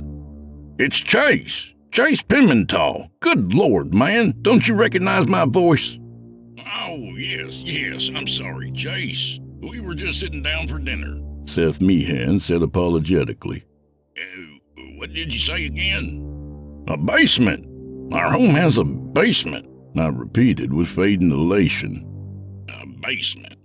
Seth's voice was even less interested. Yes, can you believe that? After all this time, we never knew we had a basement. There was a hidden door under the stairs. It looked like part of the wall, but it was actually... Yeah, Seth cut in, the winds of enthusiasm blatantly taken from his cell. Listen, Chase, Carol made a meatloaf, and the kids are already at the table. How about we continue this discussion tomorrow? I'd be more than happy to. I believe there are dead bodies being stored in it. I interjected as calmly as I could. Dead bodies? Did you just say dead bodies? His cells again filling with intrigue. Yes, there may be several. I'll be right over. Hanging the phone up, I turned to my wife, Gina. She stood behind me in the kitchen, nervously wringing her hands. Her face was a worrisome mask. Is he coming over? I forced a weak smile as I held her trembling hands. He's on his way. Seth will know what to do. As I held her tightly, trying to transfer my self-control into her shaking body, I looked over her shoulder and down the hall to the open section of wall beneath the staircase. Seth will know what to do, I mentally reassured myself. Seth and I had attended the local high school here in town and even attended the same community college. He had even married a local girl as I had done, a year after myself on the same month.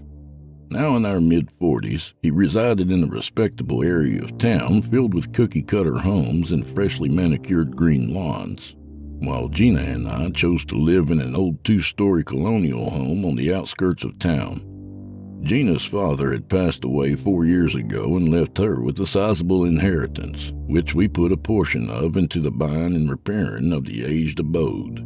Now, while I am by no means a simpleton, I had chosen to call upon Seth because, Well, simply because Seth loved to read. The man would go through books, regardless of their genre, faster than an elephant through peanuts. He was a vast cornucopia of knowledge, mostly useless knowledge that one would never really have any significant use for, but nevertheless, knowledge. If anyone was to be called before involving the police, it was Seth. He would know what to do. 18 minutes had passed since I hung up the phone when there came a knocking on the front door. "Now, what's all this talk about dead bodies?" Seth grunted as he entered and began removing his trench coat. Spotting Gina standing at the end of the hall, he politely nodded in her direction. "Good evening, Gina. I'm sorry for pulling you away from Carol's meatloaf, Seth, but I didn't know who else to call. We wanted someone's intelligent opinion before bringing the law into this," I said as I took his coat and hung it near the door. "That's fine. Now, without going into a long-winded speech, give me a quick rundown before I actually have to see anything." "Well," I began, "this morning I was walking down the hall to the kitchen and tripped on the hall rug." I gestured to the long Persian-style rug which ran the length of the hall from the foyer, past the staircase and into the kitchen's threshold. "I keep telling Gina that we need a heavier rug. This cheap imitation is too thin and easily bunches up, making it a literal death trap when walking across." Perhaps if you'd lift your feet when you walk and not drag them like some condemned man going to the gallows, the rug wouldn't bunch up. Gina quickly added from the end of the hall. "Who drags their feet? That has nothing to do with it. If the rug was heavier, it—" Okay, Seth cut in. "Enough about the rug. What happened next?" "Well, as I was saying before I was rudely interrupted," I continued, "I tripped over the rug and fell against the wall beneath the stairs. When I did, I guess I caused some hidden mechanism to activate because a section of the wall came loose and opened." I pointed to the section of wall that was partially open under the staircase. "Behind it there's a passageway that leads down into the basement. There's even a light switch on the wall before you go down." Seth slowly slid past me and down the hall to the hidden doorway. "And you said you found dead bodies down there?" Grotesque thing. Gina muttered, remaining at the hall's end. Seth stood just before the hidden portal and was examining the entrance way down. I crept up behind him. "You see? Just like I said." Without a word, Seth carefully ducked his head and entered the area beneath the stairs. He stood looking down the wooden stairs that descended into the newly discovered basement for a second before he moved down them, his one hand guided by a pine handrail. As he made his way down, I warily followed close behind him, with Gina inching her way from the kitchen in tow. The walls leading down below the house were of large heavy stones and ancient mortar that undoubtedly constructed the home's foundation. I had left a single light switch on after leaving the cellar's confines, providing us with a convenient source of illumination as we proceeded lower. Almost instantly, the surrounding air seemed colder as we left the house above us and moved deeper below. As we stepped from the final stair and onto the hardened earthen floor, the three of us paused as Seth took in the unfamiliar surroundings. The cellar was a room of perhaps 30 by 30 feet. The heavy wooden beams laid across the stone foundation were high enough above us where we did not have to stoop or bend. The room, by all accounts, was bare. At the bottom of the stairs, if one was to look to their left, they would see 6 55-gallon plastic drums of a blue color lined against the stone wall. Hanging above the barrels, fixed deep into the mortar, was an oddly yet fascinating symbolic design of a dull black metal. The circular symbol was perhaps 3 feet in diameter and forged with crude curves and sharp points. To one's right was a pile of wooden crates and various discarded furniture stacked high. This and only this existed in the otherwise empty basement, all revealed by a half-dozen poorly lit light bulbs wired above us. "It's exceptionally cold down here," Seth remarked as he rubbed his arms. We said nothing in reply, as we both were already aware of the drastic change in temperature from our initial findings of the room. "Where are these bodies you spoke of, Chance? This place looks empty to me." "Over here." I replied as I pointed to the plastic barrels before walking toward them. Once we had reached a row of blue drums, I again pointed. There are small windows of clear plastic built into the barrels. The others are obscured by a dark liquid, but this one, at the end, reveals its contents. I stepped back, allowing Seth to take a knee in front of the suggested drum. His head turned to and fro as he squinted, trying to decipher the shape within the brownish fluid. Only when his eyes recognized what he was peering at did he fall back away from the congealed, rotted face of the cadaver inside. "Good Lord!" he exclaimed as he scrambled to his feet. "I wasn't expecting that." Neither were we, Gina quietly added. Seth exhaled heavily as he regained his composure and studied the barrels from a distance. Above the windows, his hand pointing to each drum, there are dates drawn on each one. They seem to be in 6-month intervals. Only now did I notice the dates above each window, drawn in a black magic marker. The one containing the visible corpse being the recent with a date of 6/7/19. "Who owned this home before you?" Seth suddenly asked as he turned to face me. "You know Christine Graham, right? Well, her grandparents lived here. Once her grandfather passed, the bank put the house up for sale. So I guess the answer is the Grahams," I said after some thought. Seth nodded and looked around the room some more. "What the hell were they up to? This makes no sense." It makes all the sense in the world, Gina chimed in.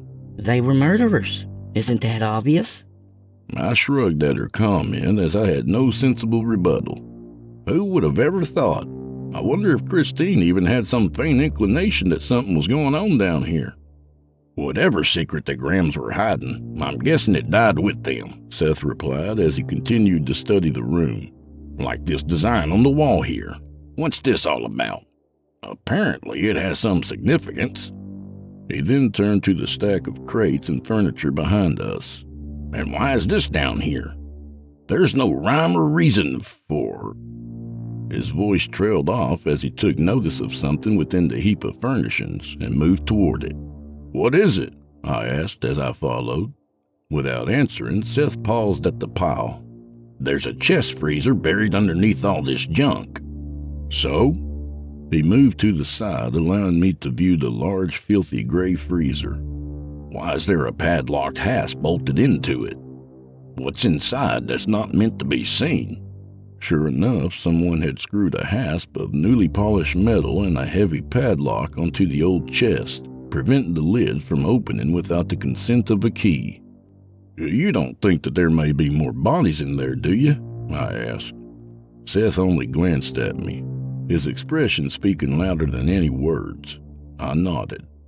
"Gina, would you do me a favor, please, and go upstairs and get a hammer and the biggest screwdriver you can find from under the kitchen sink?" After some reluctancy, Gina made her way back up the basement stairs into the house. In the meantime, Seth and I began removing the clutter from atop the freezer. Once the last object was cleared away, I leaned against it, catching my breath. My hand instantly retracted from the freezer as if I had placed my hand on a burning stovetop. "It's freezing!" I exclaimed, rubbing the cold from my hand. "The freezer! It's cold to the touch!" "That's impossible. It's not even plugged in or working," Seth remarked. "Feel it." Hesitating, he reached out and gently placed his open hand atop the chest, then withdrew it quickly. "You're right. It is cold." From the stairs, we could hear Gina descending into the basement, my hammer and a thick-gauge standard screwdriver clutched in her hands. I hope these will do. "They'll do just fine, thank you," Seth said as he took the tools from her. I took a step away from Seth and moved to Gina's side as he began working on removing the padlock. It took 5 good strikes of the hammer upon the handle end of the screwdriver to pop open the lock, breaking the body from its shackle. It fell to the floor in pieces. Exhaling from his labor, he set the tools at his feet, then looked at me as if asking permission to proceed. I nodded and stepped closer, preparing to see for myself what the freezer held. Gina remained near the stairs. Gripping the lid, Seth flipped it open in one quick movement. the lid falling back against the cellar wall, allowing us visual access to its interior. What we saw was something neither of us would have guessed in 100 years. Before we could peer into the chest, a frigid blast of air rushed up, washing over us, followed by swirling flakes of snow. We immediately shielded our faces from the cold blow, and after the initial rush of air, a chilled wind continued to flow from the chest. Leaning slightly forward, Seth and I gazed down into the freezer, only to see that the chest held no additional dead bodies, nor did it contain a bottom. A plunging shaft dropped into nothingness. The walls of the chest's interior, as well as the descending shafts, were caked with thick ice. Together we leaned back and glimpsed at each other before looking back inside again. "Impossible," Seth muttered. "How can this be?" I added. "What is it?" Gina inquired as she moved to my side and peered down into the chasm in silent awe. "This is physically impossible," Seth repeated. It was then that my wandering eyes caught sight of the open lid. I straightened back up and saw that blackened letterings had been burnt into the inside of the lid. Spem, deponite, omnes, qui hoc entrates. I had to tap Seth several times to divert his attention from the deep icy shaft and pointed to the writing. "What's this about?" I asked. "I haven't the faintest idea.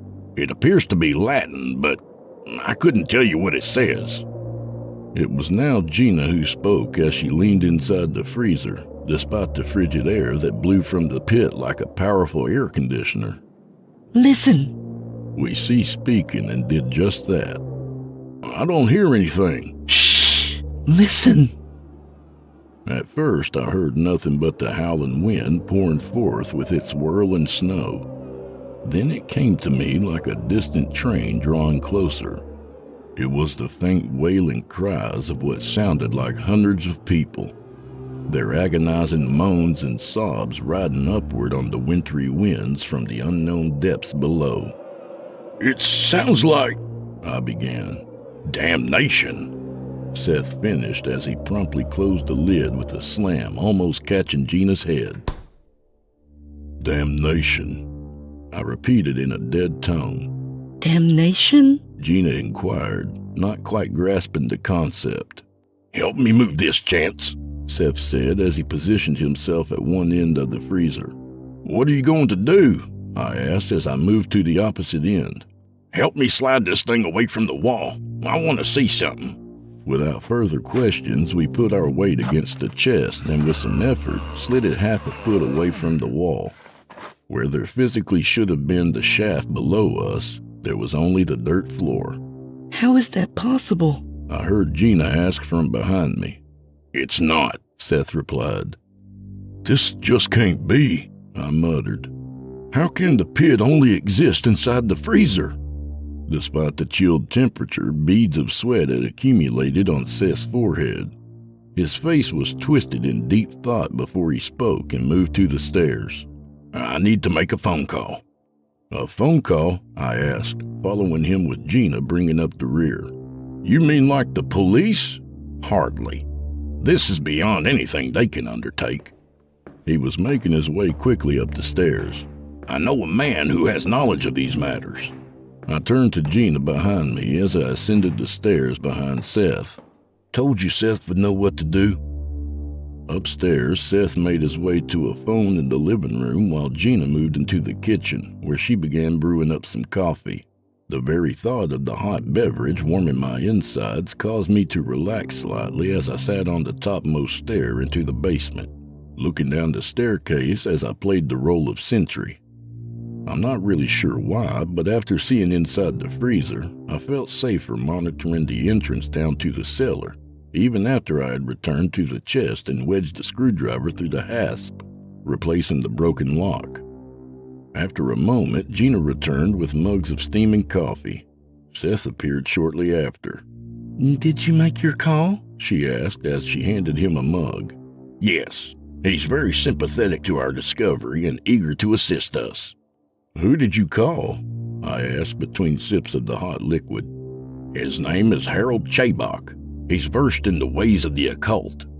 The occult? Gina asked. Yes, this is not some basic murder scenario we're dealing with. I'm sure we can all agree on that after looking into the chest freezer. Both Gina and I nodded silently, as it was a hard argument to argue with as we continued sipping our coffees. There was hardly a word between the three of us while we waited, as the findings in the cellar had disallowed any meaningless chit-chat to be conducted. Close to 30 minutes had passed before a knock came at our front door. It was 9:15 p.m. Harold Chabok looked more like a vaudeville magician than he did anything else. I'm not sure how I envisioned him, but some cocktail party illusionist was not one of them. He was a shorter, portly man, dressed in a dark suit. His pudgy face was detailed with a slick black hair and a pencil-thin mustache with a pointed goatee, all obviously dyed to a jet black. All that lacked from this magician's portrayal was a top hat and a cape. After a brief introduction by Seth and a rundown of the current situation, the four of us filed down the cellar steps. Chabok took some time to walk about and intently survey the basement and the objects within as Seth explained each item. After several more minutes of contemplation, he eventually asked to see into the freezer chest. I removed the screwdriver while Seth opened the lid. Chabok cautiously peered down into the seemingly depthless shaft, then looked up to the writing seared into the underside of the lid. "Can you read it?" Seth asked. Yes, it is Latin. It more or less says, "Abandon all hope, ye who enter here," he replied. Supposedly, it is said to be written on the gateway into hell. I'd be lying if I said we didn't gasp at that answer, and the lid was quickly closed. Turning around, Chabok suspiciously eyed the metal design fastened on the wall. He moved closer to it as he studied it more closely, like a light bulb illuminating above his head, indicating he had remembered something. He pointed to the design and twisted at the waist to face us. I know this. What is it? I inquired. This is an ancient symbol. It signifies the ninth circle of hell, he answered proudly. Are any of you familiar with Dante's Inferno? The book, of course. I've read some of Alighieri's work, answered Seth sheepishly. Excellent. Then you are aware that in his writing, hell is divided into 9 layers, or circles. Some cultures, such as the Chinese, acknowledge the underworld as having different levels, each distributing a distinct form of punishment, depending on the sin. I'm sorry, but I can't recall what the 9th circle was, admitted Seth. Harold was marching about the room as he began speaking, his hands moving wildly about as he lectured. In Dante's writing, the ninth circle of hell is the final circle reserved for those guilty of treachery and betrayal. It is the lowest, blackest, and furthest place in creation from the divine light of God. I always thought hell was a place of burning lakes and fire, Gina chimed in. In most religions, you are correct, ma'am, but as I said, in this particular case, it is a vast frozen wasteland of frigid gales. There resides a massive lake of ice where its unfortunate residents are frozen inside with only their heads protruding. Lucifer himself is said to dwell in this circle. And you believe that is where that pit leads? I asked, not quite believing what I was hearing. Harold stopped his prancing march in front of me. I am only speculating, Mr. Pimentel. This is only an assessment based on what I have witnessed. Do you have another explanation for what we have seen? Well, no, not really. I was only... My voice trailed off as I had no logical answer.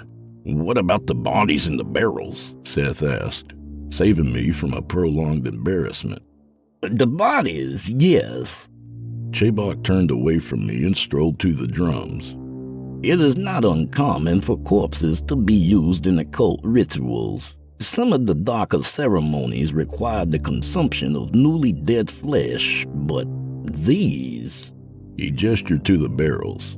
They haven't preserved these and have over time become more of a soup, if you will, than anything. I highly doubt these were being readied from any ritual ingredient. Their purpose is yet unknown to me currently. As he continued studying the drums, you could almost hear the cogs turning in his head as he thought. He then shrugged as their purpose eluded him, and he turned back towards us. Very well, then. Is there a flashlight and a lengthy piece of rope or cord in the house? I feel it may help if we are able to see how far this pit descends, and if there is anything to see in the darkness below. I made a nod to Gina. There's a flashlight and a spool of tough twine under the sink. Nodding in return, she turned and made her way up the stairs. You see, gentlemen, Chabok began. My references to the book are purely fictional, mind you. But what if there is some truth to the story? What if this seeming normal freezer is a dimensional doorway to the underworld? A frozen realm where the souls of the damned are in eternal torment. It would be the greatest find in all of religion. The sound of Gina's footfalls descending the steps sounded as she appeared with both requested items. Taking the items from her, Chabok wrapped the loose end of twine around the handle of the red plastic flashlight. Once the twine was knotted and secured, he turned it on, then nodded at Seth, who opened the freezer. Again, howling chilled winds rushed up to greet us. Now we shall see what lies in the depths, eh? He said as he stepped to the open chest and momentarily peered down before slowly lowering the light. The flashlight spun rapidly in circles in the whipping winds and bounced off the ice walls of the shaft as it descended. Hand over hand, Chabok continued to lower the light. The three of us had moved up to the chest and were all gazing down into the pit, watching the spinning light fade as it descended lower and lower. The light must have sunk 20 feet when it suddenly reflected on a pair of shiny eyes staring up at us from the depths. In unison, we all shouted out in surprise at the unforeseen sight and jumped back from the chest. Chabok had released the twine, allowing the light to freefall into the shaft. The light dropping so fast that the twine did not have time to unravel, and instead the entire spool leapt up off the ground as if on its own accord and fell into the freezer. Standing away from the chest, the four of us waited in petrified horror as the sound of something scaling the ice wall could be heard as it neared the top. What was that? I muttered in a weak voice. Perhaps it is an inhabitant of the void, Chabok stammered. We'll soon find out, added Seth. It was then a large human hand reached out and clasped onto the edge of the freezer. Besides having the basic human characteristics, the skin was a bluish hue with long pointed black fingernails. The other hand soon followed as the thing was now pulling itself up and out of the chest. The head was the next to surface, a hideous foretop that was a grotesque mixture of a man and insect. A segmented skull with a protruding brow and human eyes like glowing embers. No ears or nose were present, and its mouth was not an open orifice of teeth, but consisted of multiple mandibles. Heavy triangular structures surrounded by tiny crab-like legs that constantly moved about. A crown of small curved horns circled the hairless head.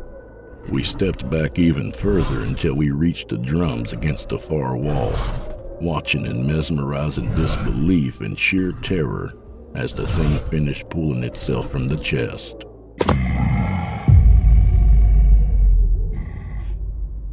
The naked body lacked visible genitals, with a long serpent-like tail ending in sharp barbs slithering behind it. Comparing it to ourselves, it must have been easily over 6 feet tall. It is an ice demon of the frozen circle.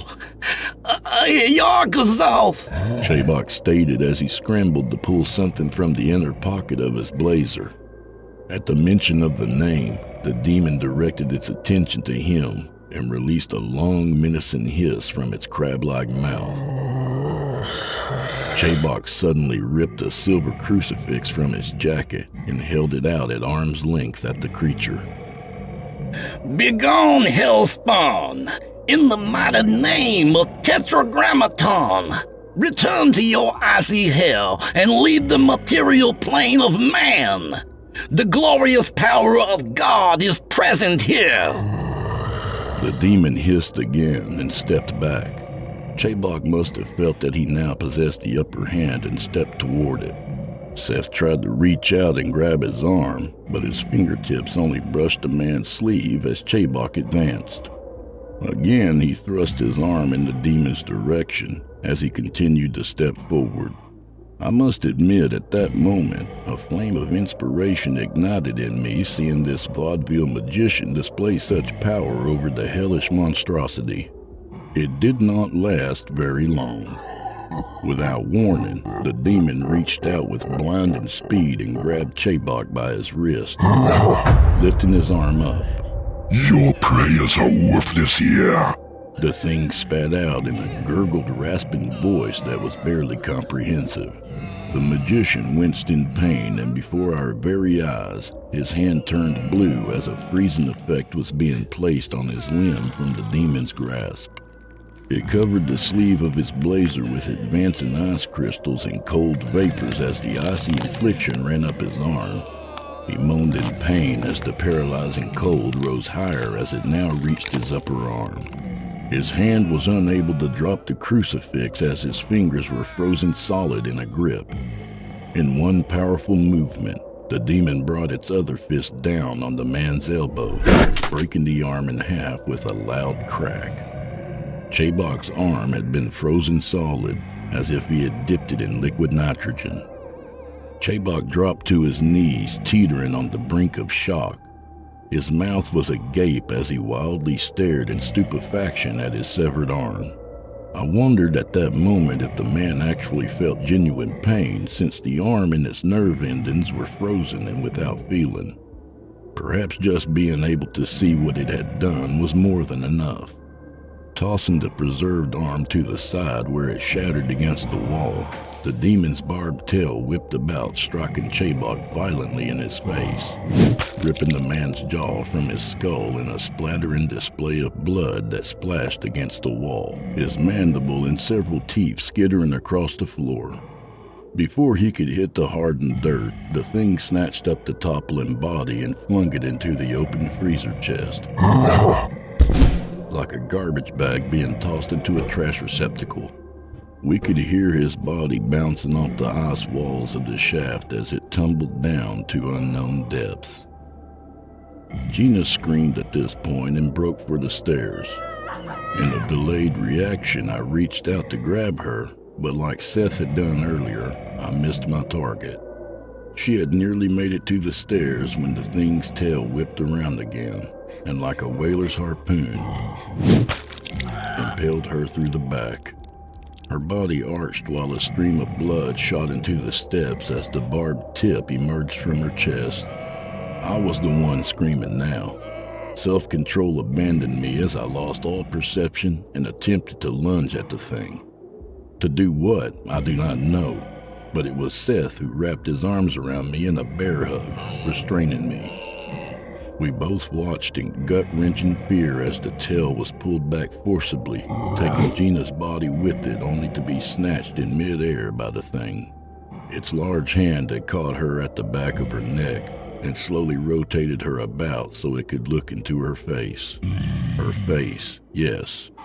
I will never forget that twisted mixture of pain and fear in her face. To witness her in such a state in which I had never before seen ripped at my soul. Her eyes bulged from her head. A stream of blood trickled down the side of her mouth as her suspended body twitched uncontrollably. Then, to add insult to her mortal injury, it applied the same icy fate to her as it did Chabok. Her face turned blue, and an ice crystallization rapidly formed in her short dark hair, and within a few seconds, she had been frozen solid from her upper shoulders and above. Her agonized facial features were forever petrified in ice. It observed her demise briefly, then pulled its tail from her body, and, like its victim before, tossed her into the freezer, her head striking the chest's edge, shattering it in half, as she too toppled down the shaft. I screamed like never before in a roaring rage. Ignoring my cries, the thing began to crawl back into the freezer. Before it dropped out of sight, it pointed to the line of plastic barrels. More! Then it leisurely began its long descent down the pit. Overwhelmed with grief, I slid from Seth's grip and crumpled to my knees sobbing. That was the last thing I recalled.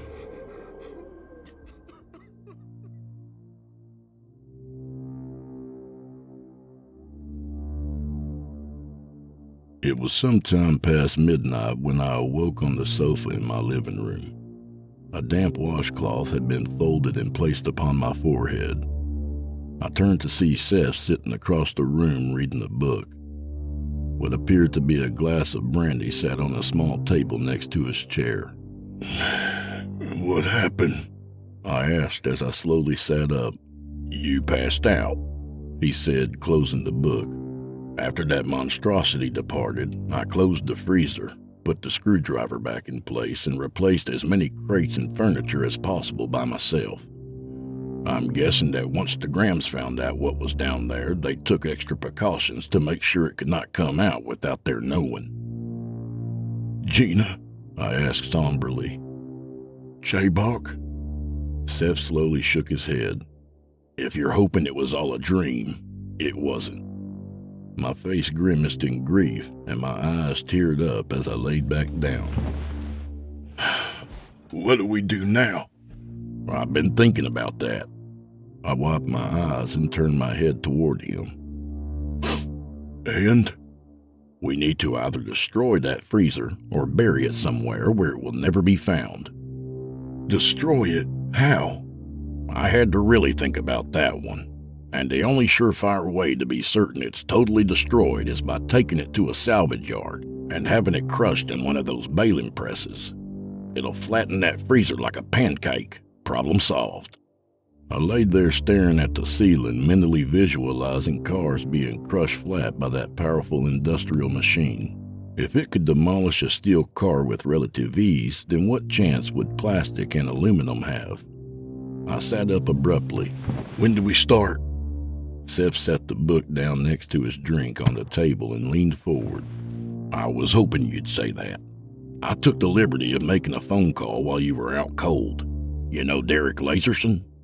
"Derek Laserson? Derek Laserson?"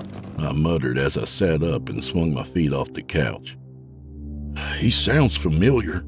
I play poker with him and some of the other guys on Thursday nights. He runs a scrapyard in town. He owed me a favor, so he's letting us stop over there tonight." "And?" Seth looked at a clock resting on the mantel. "He'll be there at 2 a.m. He's going to crush that fucking freezer for us." "You're shitting me." I was now on my feet as he was. "How'd you get him to open the yard in the middle of the night?" Seth only grinned and shrugged. "With your pleasing demeanor, you can accomplish the impossible, you know that? Before we start tooting our own horns, we have one major obstacle to hurdle first." "What's that?" "I own a pickup, so we have transportation. We're going to have to haul that chest up from the basement and load it in the truck by ourselves." He turned to the clock. "And we have 2 hours to do that and drive it over. Laserson won't wait there all night for us." I thought for a moment, throwing glances at the hallway. "How heavy do you think that mother is?" He shrugged again. "Who can say? It was heavy, just sliding at several inches. 200, 250 pounds? It's no ordinary freezer, so..." "Damn. Well, let's give it a try. Once we get it up to the first floor, I'll back the truck up to the front porch." Taking the washcloth off, which remained stuck to my forehead, I tossed it on the couch and made my way back down the cellar, with Seth right behind me. Downstairs, the two of us eyed the freezer, mentally trying to figure out how to begin the laborious task. I exhaled when my imagination expired and turned back to the blue drums. "Hey, Seth, what do you think that thing meant when it said more?" Seth answered without taking his attention away from the chest. "Who knows? If I had to guess, I'd say the previous owners were dumping bodies in that pit regularly, like sacrifices, keeping whatever lived down there just that, down there." I pondered his answer gravely as I rubbed my chin. That would make sense. Maybe that's why it left when it did. It already had its fill of... My voice faded as I recalled Gina's face frozen in horror. I choked back my tears. "That is something to consider. It could be that the Graham sacrifices were overdue. Maybe they were too old and for some reason they forgot about the bodies here, or were unable to dump them in the freezer. So they just sat here fermenting into a rotten goo. Who can really say?" I turned away from the drums and returned to Seth's side. "You realize that putting our backbones into this will be a monumental effort, right?" he finally said. "Yup." "Okay then. Time's a-wasting. Let's get this son of a bitch upstairs." It was no exaggeration when Seth had said getting the freezer chest up the stairs would be a monumental effort, and that our backbones would be providing all the workload. I had to admit that I had never worked so hard in my entire life, and began to think that we were providing the wrong execution to the right idea when it took us just close to an hour to move the chest to the foot of the stairs and push it up the first several steps. I had to grab a few towels and drape them over the pushing end so we didn't have to touch the icy exterior. One end rested on the cellar floor and the other on the staircase. Despite the chilly temperature, we were sweating through our shirts and had unbuttoned them and rolled up our sleeves. "Okay," Seth said between breaths. "This will be the hardest part. We'll both push from the bottom, and it'll slide up the stairs. It sounds easier than it will be. We just have to keep pushing until we reach the top, all right? No stopping." I simply nodded, too winded to answer verbally. Putting our shoulders against the chest's end, we counted to 3 and then pushed with everything we had. My thighs were on fire and my back threatened to spasm as the freezer slowly moved upward, inch by inch. Despite all my doubts, we had managed to move the freezer halfway up the staircase. At one point, the screwdriver had worked its way loose and slipped from the hasp, tumbling down the steps. Still, we pushed. Unfortunately, our impending victory was short-lived. I had been on the side nearest the basement while Seth had the foundation wall to his left, and as my foot struggled to climb the next step, my back gave way. I cried out in pain as my lower back muscles spasmed tortuously. The pain shot through my back like a jolt of electricity and down to my legs, causing them to buckle and slide off the step. I remember hearing Seth shout as the freezer started to slide off the edge of the stairs and back into the basement. As it spilled over the staircase, the unsecured lid opened and the chest dropped onto the cellar floor with a loud crash, snapping off the freezer lid, which somersaulted into the air before falling a few feet away. Despite what had happened, I could only grimace in pain as I slid down the steps. Above me, Seth was still shouting angrily. The dented freezer had fallen and landed on its side, the open top facing horizontally towards us and the stairs. I could already feel the cold air rushing out and drifting snowflakes settling upon my face. "My back!" I cried out as I watched Seth step over me and descend the stairs. "You okay?" he asked as he rushed to where the lid had landed. "We need to get this lid back on." "I can't move," I said weakly as I laid feebly stretched out on the stairs.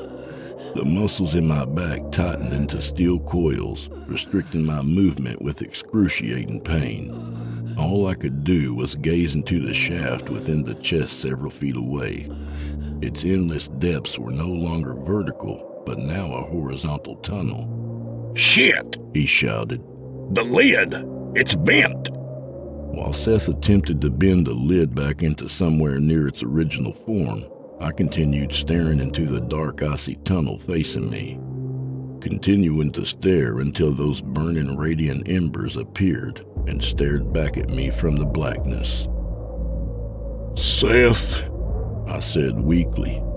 He didn't respond as he carried on wrestling with the lid between grunts.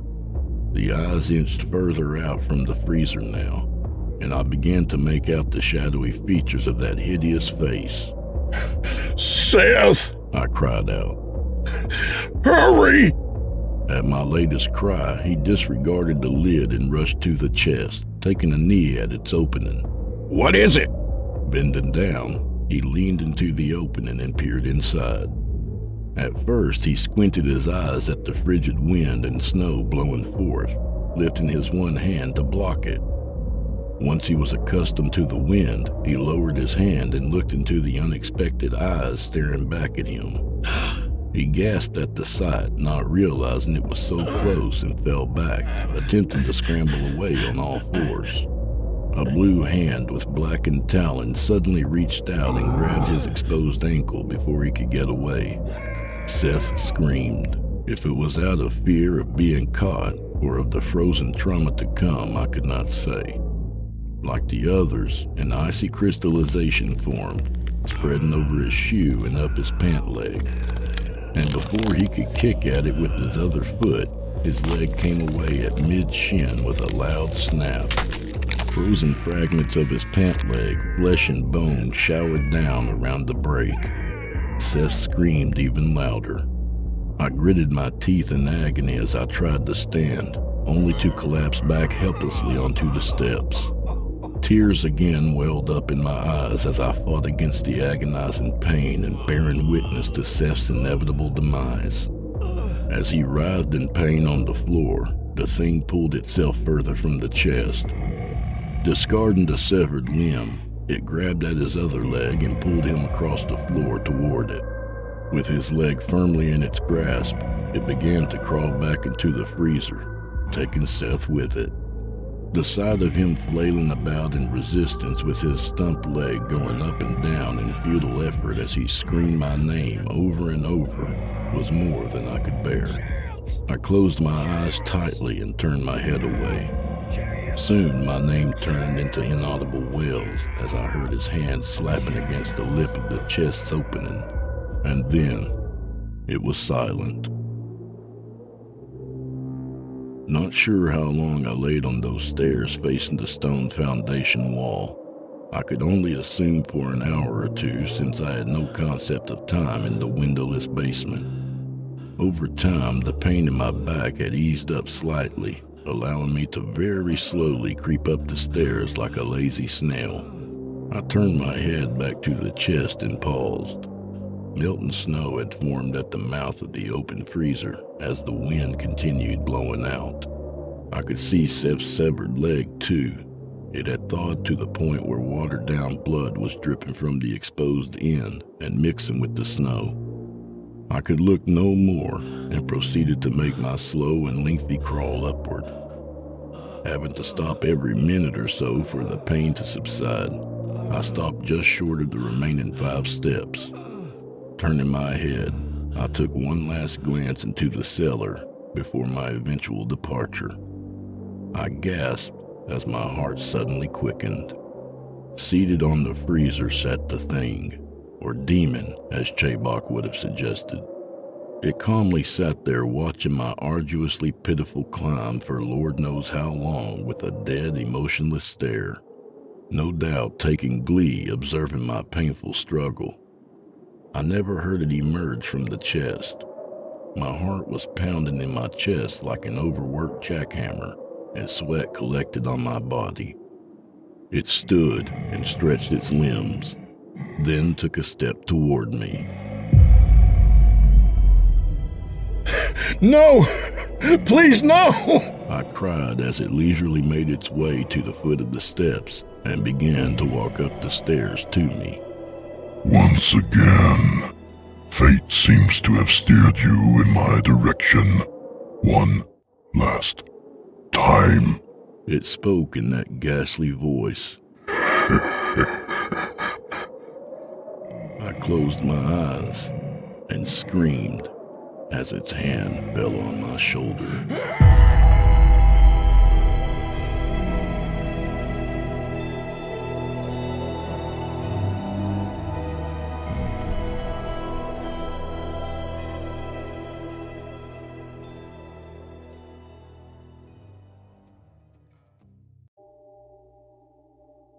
The roads all looked the same again, along with the dried-up little towns they led to.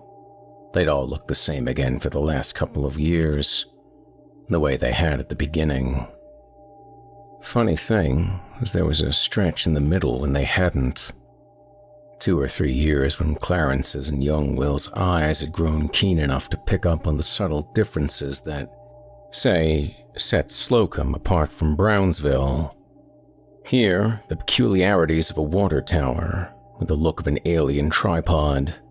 There, the way a string of 6 low hills undulated across the horizon, like the humps of a primordial serpent. But now they'd let the distinctions slip away. From place to place, it wasn't that different after all. They'd seen it all before and forgotten where. Everything was the same again. This was how things hid in open daylight, beneath the vast skies, out here in the plains of western Kansas. There was no need for mountain hollows or fern-thick forests or secret caves tucked into seaside coves. The things that wanted to stay hidden would camouflage themselves as one more piece of the monotony and endless repetition. The worst thing Clarence could think of was that he and his brother were now a part of it too, that the land was digesting them so slowly they didn't even realize it. 5 days into this trip, the latest of many, all the brothers Pine had to show for it was another gallon of gas traded for another dusty roadside hamlet that, until this moment, was just a name, along a blue line on the most detailed map they'd been able to buy. Gilead this time. Sometimes there wasn't even enough town to land on the map. Another stop, another chance for truth. More or less, it always went this way. They started with a feed and seed store a block away from a grain elevator. From the moment they stepped in, they drew looks from the old man on one side of the counter and the farmer on the other. No hostility, just curiosity. And why not? Both men probably knew every face within 10 or 20 miles. But the pair of brothers was a disruption, their arrival like the stroke of a bell that made the farmer aware of time again, and all he had left to do in the day. He made his goodbye and his exit, out to an old workhorse of a pickup truck with a bed full of 50-pound bags. "Help you?" Already the old seed man sounded puzzled. They often sounded puzzled. Small talk first. "Sure is hot today." "Sure is." "Looks like you could use some rain." "Sure could." "Could always use more rain." It was better when they were old. The elders were the ones with the longest memories, and a need to hang on to the stories of the things that had happened around them, especially the things that shouldn't have. They remembered events that younger people, Clarence's and young Will's peers especially, never knew or never had time for. Even Will Sr. had known that, way back when. "This may seem like a funny question," young Will said. He was the one feeling talkative today. Just as well, he had the friendlier face, oval and open and guileless, and the taller stature that commanded attention. He looked as if he could still be in college, shooting hoops and resolute about never breaking the rules. "But have you ever heard anything about a man named Willard Chambers?" This would go back quite a few years. Then he produced the picture, the first one, black and white in 1,000 grainy shades of gray. It had a vintage look, a vintage feel, showing a square-faced, wavy-haired man who cracked a grin both impish and wise as he gestured with a cigarette pinched between his thumb and forefinger. Did men in the prime of their lives even look like this anymore? Clarence had never seen one. The old man dipped into memory's well and came up empty. Can't say any of it rings a bell. Should it? What did he do? He disappeared. Sorry to hear that. The old man's sympathy was genuine and matter-of-fact. He didn't get to be this old without a long acquaintance with loss. When? A little over 50 years ago. Mercy, that is a spell. From behind black-framed glasses, sturdy enough to take a punch, the old man peered at the photo again, maybe looking for something familiar. Did he come from round here? Have kin round here? No, sir, he didn't. He took one more look at the photo, then gave them a fresh appraisal, seeing the connection in Clarence, maybe. He had inherited the square features, if not the freewheeling demeanor. He had the knitted eyebrows of a born warrior. Are you kin to him? He was our grandfather, Clarence said. The old man seemed to understand their need without having to know anything more. Thing like that never does scab over, does it? Next came the second photo, along with a grainy enlargement of just its subject. I know there's not much to go on with these, but is there anything here that looks familiar? The place, or who this might have been? This time the old man took the photos for himself. People did that a lot. They seemed unable to leave them on a counter. They had to pick them up, had to stare as if to prove to themselves they were real. Not that there was anything, on first inspection, that appeared false, or even out of the ordinary. Reception demanded time.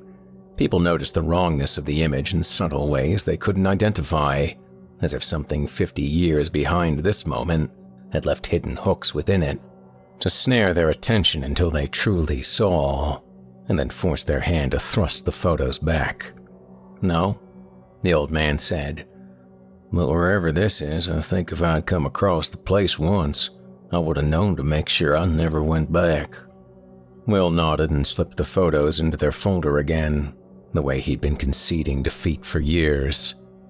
Did she have something to do with him disappearing? The man asked. That is a woman there, isn't it? No matter how many times they'd heard the question, there was still no easy answer. As far as we know, Will said, and left it at that. Clarence stepped forward.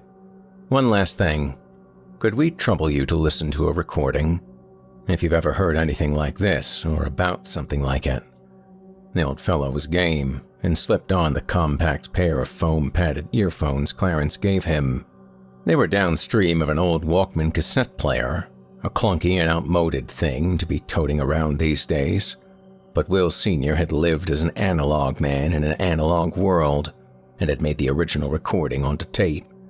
For no reason Clarence could prove, it would have seemed wrong to digitize it for convenience. Reducing it to a file would erase some ineffable quality in it that might be preserved by dubbing it to a newer tape. He pressed play. The seed man listened privately in the baked stillness of the day. Nothing but the chirring of insects outside and the chirping of birds that would eat them if they could. As went the photos, so went the tape. A slow burn reaction that creased the old man's face with gradual repulsion. The recording went for a little over 3 minutes, but he had the earphones stripped away in 2. Clarence pressed stop. Is that supposed to be a song? The old man asked. I guess so. We don't know what else to call it. Call it quits, why don't you? Sounds like that aren't supposed to come out of folks' throats. No, sir. The old man reached up to rub the back of his neck, bristly with gray stubble, and as creased as the tortoise's skin. Closest thing I've ever heard to it. I come from a long line of Swedes. The women used to have a cattle call song they brung over. Kolning. That was their word for it. You don't hear it anymore. It was an eerie-sounding thing if you heard it at some distance, but you could still tell it was a woman's voice. But what do you got there? He shook his head, then regarded them with an uneasy fusion of suspicion and worry. You seem like nice boys. Why would you want to go looking for anything to do with that? You said it yourself, young Will told him. It's a scab thing. They were both named for dead men, grandfathers they'd never met, men who had died when their parents were still youngsters. For all Clarence knew, it was the first thing their mother and father discovered they had in common. The carrying on of someone's name was supposed to be an honor, and perhaps it was. But many were the times Clarence wondered if their parents had ever stopped to consider the obvious. The bigger the trophy, the heavier it was to lug around. Clarence and Willard, neither quite felt like a 21st century name. As Clarence was the firstborn, Dad had gotten first crack at him, saddling him with the moniker of a man who'd succumbed to his 30s, to the black lung he carried up out of a West Virginia coal mine. His end had come hard and early, but at least it was certain. There was no room for doubt in that, only sorrow and blame. 6 years later, with their sister Dina in between, it was Mom's turn to christen her third child, as if he were an avatar of the man who'd vanished around the time she'd been hitting puberty, and the recycled name an invitation for her father to return from whatever void had swallowed him. The legacy of Willard Chambers was a more complicated thing for a namesake to live up to. He had been restless, a roamer, but not without reason. Clarence was grown before he'd ever heard the term songcatcher, but that's exactly what the man was. The inability of Will Sr. to carry a tune was matched only by his reverence for those who could. He had an appreciation of history, and must have known by then that he'd lived it himself. He had come through the Second World War, 3 years in the Pacific, fighting toward Japan one fierce island at a time, and seeing close up the fragility of everything that lived and breathed. Songs, too. Songs were living things, and could be killed by far less than bullets and fire. All it took was for them to stop being heard. He was a city dweller who had served alongside Okie farm boys and gangly fellows from Appalachian hollers. They brought with them songs he'd never heard on the radio. Obsessed as they were with life and death and the acts that bridged the two, murders and drownings and love gone wrong, they may have appealed to him for their stark understanding that he might not see tomorrow either. But he had. 3 years in the Pacific, and Willard suffered no worse than a case of paddyfoot. At some point, home again, he learned of the Lomaxes, John the father and Alan the son, and realized he'd found a calling. These were men who traveled the country in search of songs whose roots lay deep in the earth of crops and graves, rural blues, cowboy ballads, folk tunes from plains and mountains, prison work songs, and anything else that was a jubilant or despairing cry from the heart of a marginalized life. Will Sr. bought the same tape recorder that Alan Lomax was using at the time, a compact battery-powered reel-to-reel called a Nagra, and took it on the road whenever he could, which amounted to as much as 4 or 5 months out of the year. For reasons that likely went back to wartime, Willard had taken a special interest in the region known during the Great Depression as the Dust Bowl, an arid wasteland whose great dark eye overlapped western Kansas and eastern Colorado, a slice of New Mexico, and the panhandles of Texas and Oklahoma.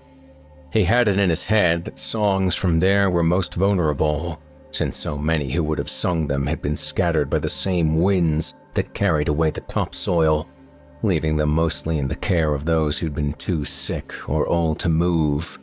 He saw it as a race against time. From everything Clarence and Will had heard about him, Willard Chambers wasn't a man you needed to worry about. He knew nearly everything there was to know about taking care of himself. His family just missed him, deeply, with the resentful ache that comes from being forced to share a man with an obsession and counting the days until he and his '59 Chevy would be home again. His 8th run west became his last. Neither he nor the Chevy made it back, or were ever seen again. At least his gear, the Nagra, and a Leica camera from his war years, had found its way home eventually. Even that had taken months.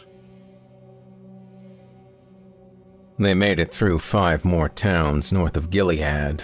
Then it was the long ride south, back to the motel they'd been using for home base. Clarence took the wheel and Will took the map, looking over what tomorrow might bring. More of the same. That was obvious. Only the route would change.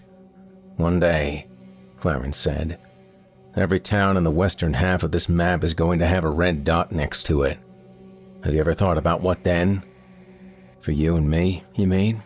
For Mom, if she even makes it to then. Except she probably won't. You mean just lie to her? Tell her we found something even though we didn't? If it gives her some peace, finally, would that be so bad? I see what you did there, Will said. The next square you advance to after that is, okay, now that we've established lying is an acceptable option, why not lie to her now and save ourselves all that future trouble? I never said that. It was coming. Don't tell me it wasn't, Will said. I keep telling you that you can bail anytime you want. This doesn't have to be a 2-man project. It never did. Maybe not. But to Clarence it had always felt that way. No argument that he wasn't superstitious was as persuasive as the conviction that as soon as he let Will do this on his own, their mom would mourn a vanished son, too. And it begun when his brother was 19, a college sophomore who enjoyed just 1 year of Daytona Beach debauchery before deciding he'd rather spend spring break in Kansas. Mother's Day was coming in a few weeks, and his idealistic kid brother could think of no better gift to give theirs than the answer she'd craved for decades. Just like that, huh? Sure. Why not? You didn't let an earnestly headstrong 19-year-old do something like this on his own? No telling who he might run into, and his 4.0 grade average didn't mean he couldn't be stupid when smart mattered most. Elderly Klansmen and their ilk still protected killings half a century old, and there was an uneasy sense they weren't dealing with anything quite so prosaic here. That first year, Clarence had been counting on the enormity of the task to discourage his eager sibling, and had never been so wrong about anything in his life. Spring breaks turned into career-era vacations. 1 year became 6, and whatever happened to Will Sr. remained as much a mystery as ever, and Clarence still couldn't shake the feeling that without him, his kid brother would meet his own bad end. More than once he thought of the man in the photo, the grandfather who was 2 decades younger than their father was now, and wanted to hear it from the man's tobacco-seared lips. Would he even want this for them? Go on, live your own lives and quit trying to reconstruct mine, he imagined Will Sr. telling them. Have that kid you keep telling your wife you'll get around to. Just like that, huh?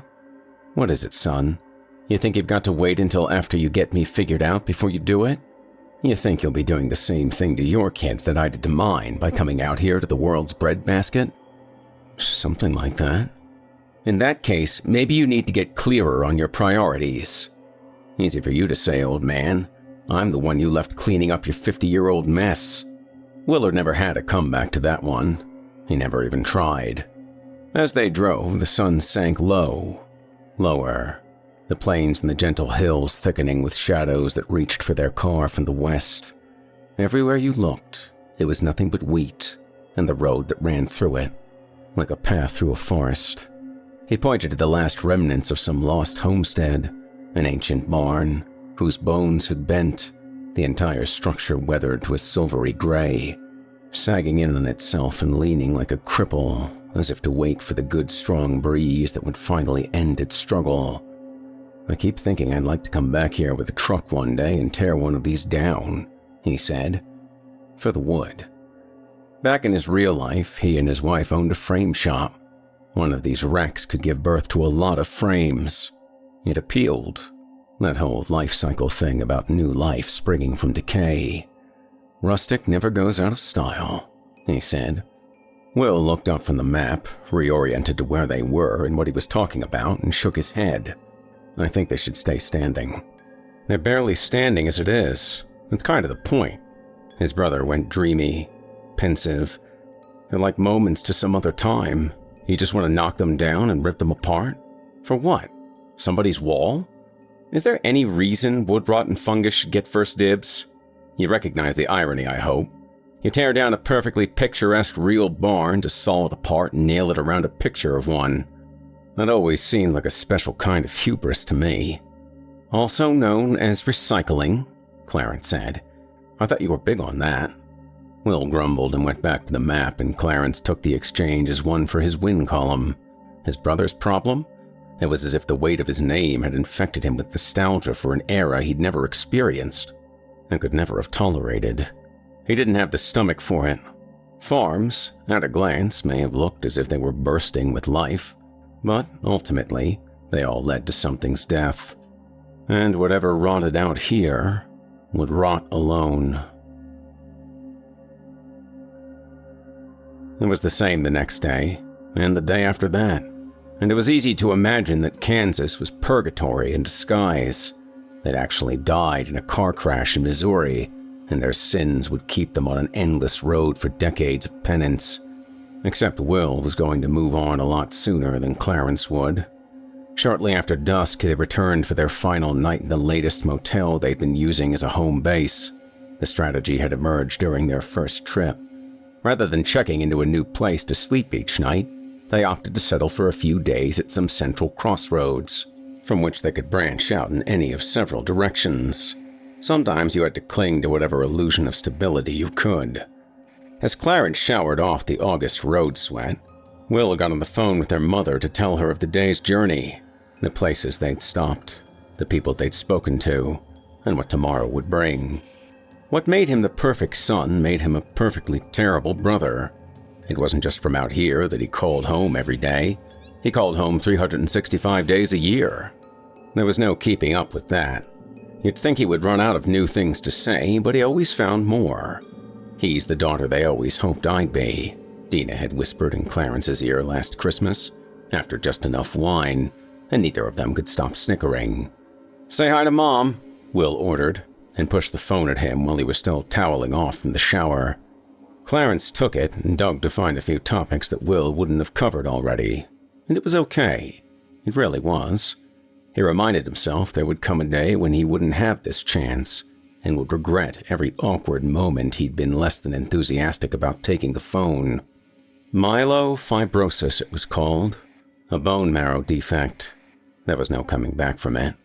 She had 2 years left, if she was lucky, just long enough to trick himself into thinking it wasn't really going to happen, that grieving was still decades in the future. Then they swapped places, and while Will took his turn in the shower, Clarence cracked open his laptop to see if their latest ads had drawn any responses. Craigslist, local classifieds, weekly shoppers. For years they'd been sprinkling such outlets with some variation of the following.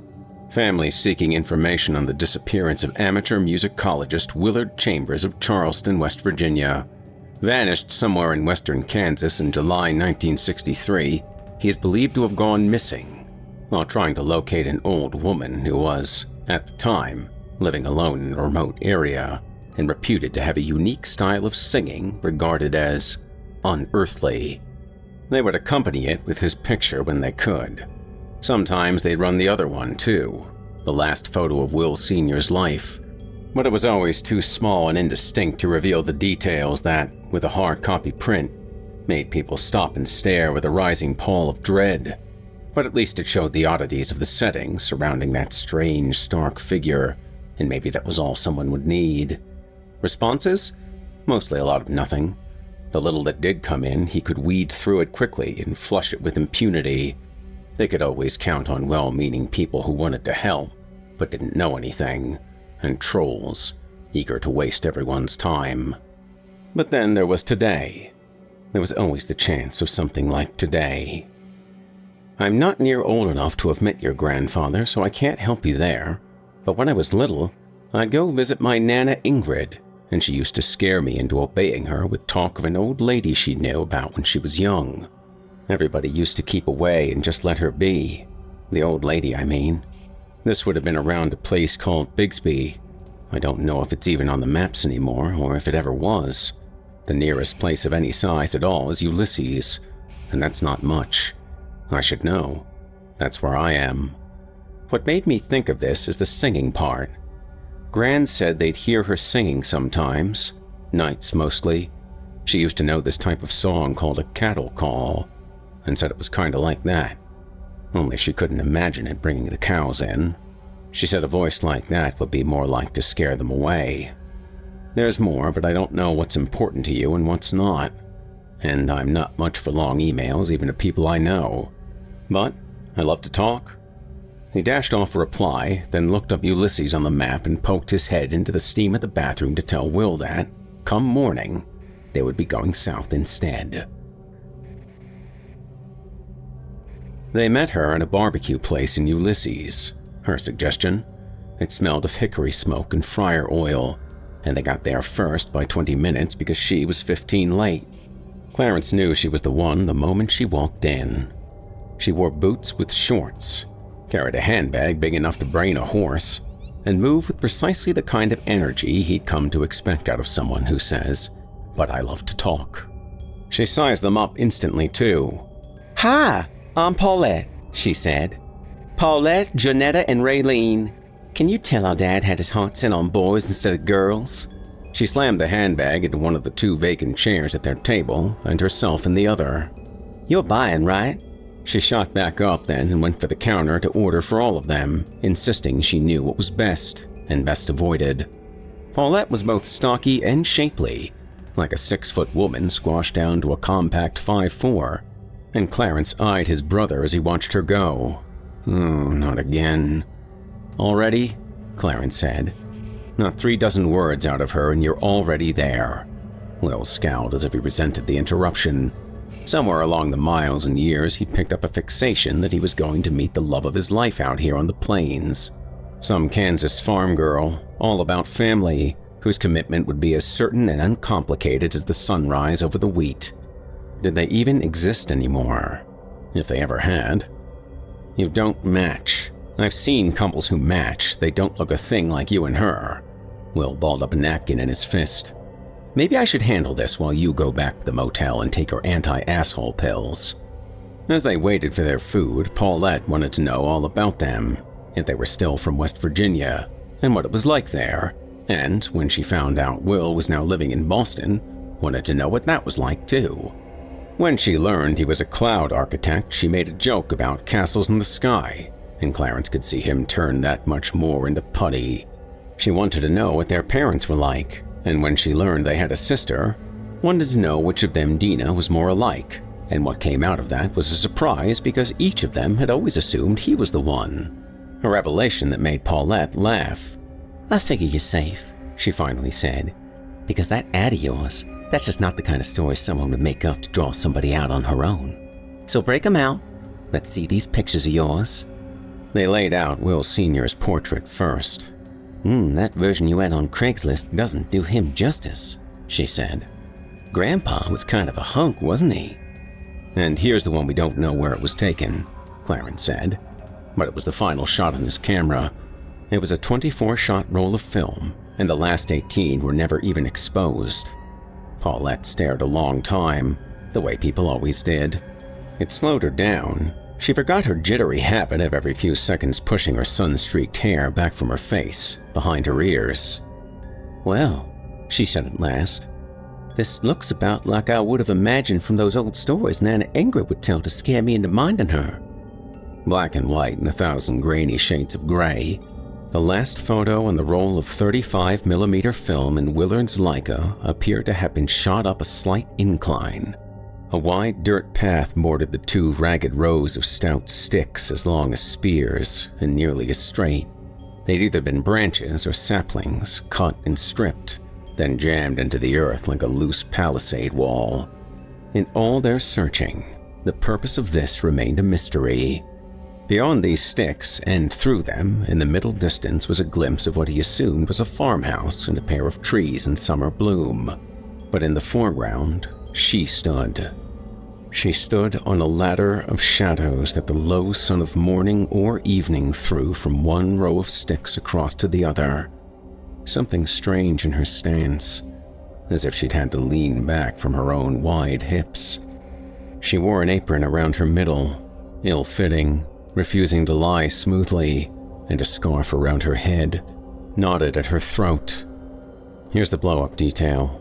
Just her," Clarence said. Now her true wrongness began to emerge. Her face was mostly shadowed, just enough visible to make you wish you could either see more and know what she really was, or less, so you didn't have to entertain doubts. The only features that caught the sidelight were a bulbous nose and a blocky chin that appeared to thrust forward from a lantern jaw. The rest was suggestion, and all the worse for it. Something about the way the features all fit together seemed off, like something carved from wood, and badly. The mouth looked grim and straight across, wider than wide, and given the scarf and direction of the sun, he could think of no reason her eyes would gleam with glints of light. Will Sr. had been photographer enough to not bother using a flash outside like this, if he'd even possessed one. Paulette was still shuffling from one print to the other. "Last shot on the roll, you said? What were the others?" "Just landscapes, nothing distinctive about them." Paulette tapped the blow-up. "Well, Nana Ingrid used to say she wasn't really a woman at all.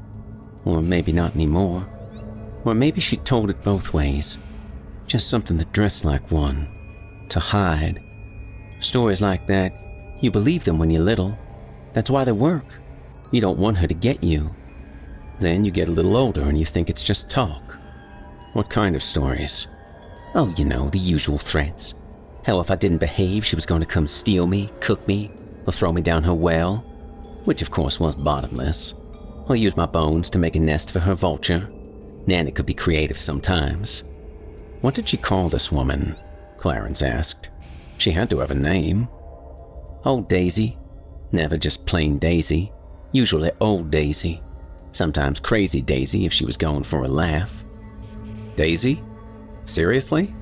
"I know," Paulette said, and tapped the detail photo again. "That's the most undaisified woman I've ever seen." Will leaned toward her from across the table, and she mirrored him right back, as if the two of them were already excluding him. "How old was your grandmother when she first knew about Daisy?" "Well, Nana grew up around here. So, from time to time, she was a little bitty thing until she was close to my age." "Well, what happened then?" "She got hitched and moved a few miles away and squeezed out my mom." Paulette swept the photos together and shoved them at Clarence. "Better put these up for safekeeping. We're about to get all kinds of messy here." He slipped them into their folder as the food arrived. Beef ribs and pulled pork and slaw and onion rings made with jumbo vidalias. A couple bites in, he was willing to admit that. Okay, Paulette knew her barbecue joints. "How close did Ingrid live to here?" Will asked. Paulette shrugged. "Down the road is all she used to say." "How far does that mean?" Clarence said. "Well, I've no idea. You know country people. Down the road a piece. That could mean just about anything." "But your grandmother saw her, right? These weren't just stories to her, too."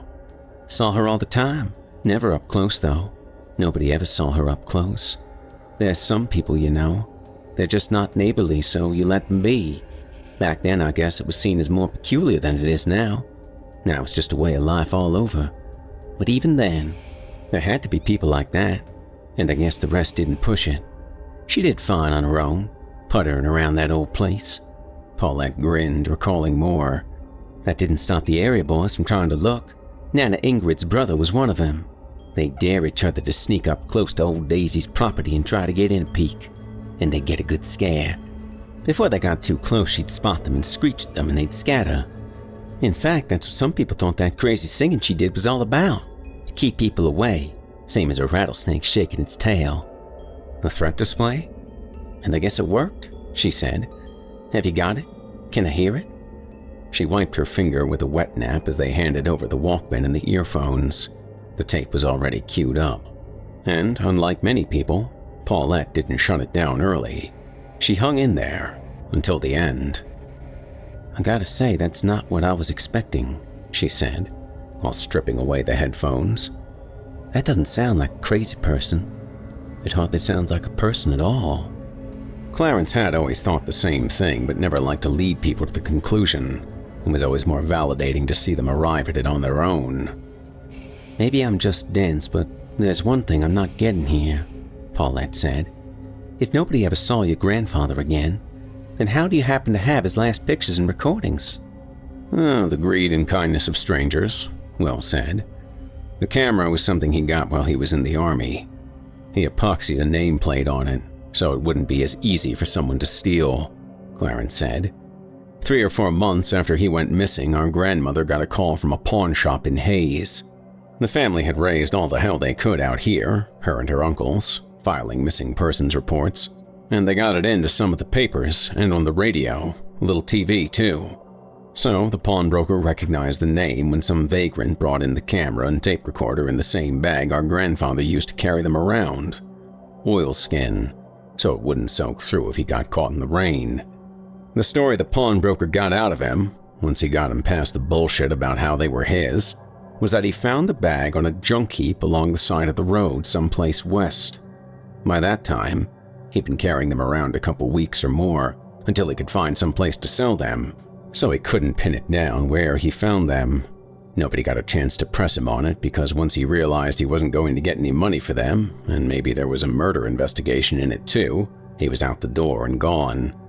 Will cut into the finish as if he were feeling sidelined. The pawnbroker wasn't a big fan of the cops either, so he got in touch with our family directly.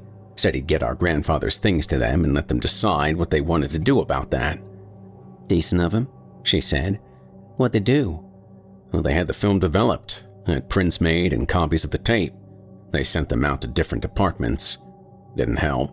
Since there was no body and no car, I don't think they were taking it seriously once they understood that these trips of his weren't anything new. I think they just figured he liked it that way and decided to stay gone, start over somewhere else. He wouldn't be the first. Paulette narrowed her eyes. "Wait a second. Nobody ever found his car either?" "No." "Doesn't that seem weird to you that both him and his car vanish, but his camera and tape recorder get found?" Will appeared mystified she would even ask. "That's just what happened." "Yeah, but," she pecked at the folder holding the photos. "say old Daisy is responsible. Somehow, some way. Somebody is. So let's say it's her. She gets rid of him. Obviously, she knows enough to get rid of his car too. That's pretty cunning. You can't drop a car down a well. But then there's this bag of other things that could be tied to him. She's so careless with it, she just tosses it aside like it doesn't matter, even though she stood right there facing him as he took a picture. Does that make sense to you?" Clarence stepped in, locking ranks. "Like you said, that's how it happened." But Paulette was right. Sometimes it took an outsider to point out the obvious. It had never gnawed at him until now. He'd known the story since childhood. He'd grown up taking every detail for granted without appreciating what some of them might actually imply. Daisy didn't know what a camera was, he mused. She knew what cars were, she could see that, even if she didn't drive one herself. But the camera and tape recorder? No. Maybe she didn't know. In 1963, she didn't know. How was that possible? Like I said, she kept to herself and they were glad to let her do it. Clarence moved the decades around in his head like blocks. How far back are we talking about with your grandmother anyway? How old is she? Paulette did some quick calculating. She'd be 75, 76 now. So if she grew up around old Daisy, that'd be as far back as 20 years before our grandfather disappeared, give or take. And Daisy was old then? That was the story. It sounded like she was one of those people who'd always been around, as far back as anyone could remember. But you know, some people, they look and act older than they really are, so that's how it gets to seeming that way. And if you don't see 'em up close... You didn't ever see her? God, no. I never wanted to. Nana Ingrid talked like she was still around, but this was at her married home, miles from where she grew up. She must have been making it up. She'd step out on the porch sometimes and stare down the dirt road like she was watching for the old hag. Like she might spot her passing by and call her over if I didn't behave. But that was just part of the threats. This was, 30, 40 years on from when she was living out there? So the poor old woman had to be dead by then. Had to. Yes. It's a hard old life out like that. Had to. Unless a woman wasn't what she was at all. You say Ingrid's still with you? Clarence said. She's in a home now. Good days and bad days, but yeah. Could she tell you where Daisy's place was? Exactly? And how to find it? Paulette hesitated before answering, like someone who hated to let people down but would do it anyway. Look, I was glad to help if I could, if it didn't take too long, but I'm not looking for a new project to take on, and that Walmart produce aisle isn't going to run itself. We'll pay, Will blurted. We'll make it worth your time. Clarence wondered how obvious it would be if he kicked his brother under the table. Worth your time is like down the road a piece, Paulette said. There's lots of wiggle room in what it means. 2 days later, on the word of Paulette's grandmother, on one of her good days, he hoped, they headed out into the prairie wastes again, deeper than they'd ever had reason enough to go. There had never been much point to going where people were so few and far between that the land hardly seemed lived in at all. It had once, though. The rubble and residue lingered. Along roads that had crumbled mostly back to dirt, they passed the scattered empty shells of lives long abandoned. Separated by minutes and miles, the remains of farmhouses and barns left for ruin seemed to sink into seas of prairie grass. The trees hung on, as tenacious loners or clustering into distant, ragged rows that betrayed the hidden vein of a creek. I think this might be it, where Nana grew up, Paulette said from the back seat. Can we stop? She'd been guiding them from a hand-drawn map that took over from where the printed map left off. Clarence nosed the car toward the side of the road, sniffing for where the driveway used to be, and found it. A weedy land bridge between stretches of clogged ditch. He didn't go far past. Any debris could be in that grass. He killed the engine and they got out to stand in the simmering silence of the day as Paulette compared the place as it was now with a photo borrowed from an album at her parents' home. Is this it? Will asked, and he sounded so tender. I don't know, but it should be. It's just hard to tell. Of course it was. The picture showed life. However hard scrabble, it was life.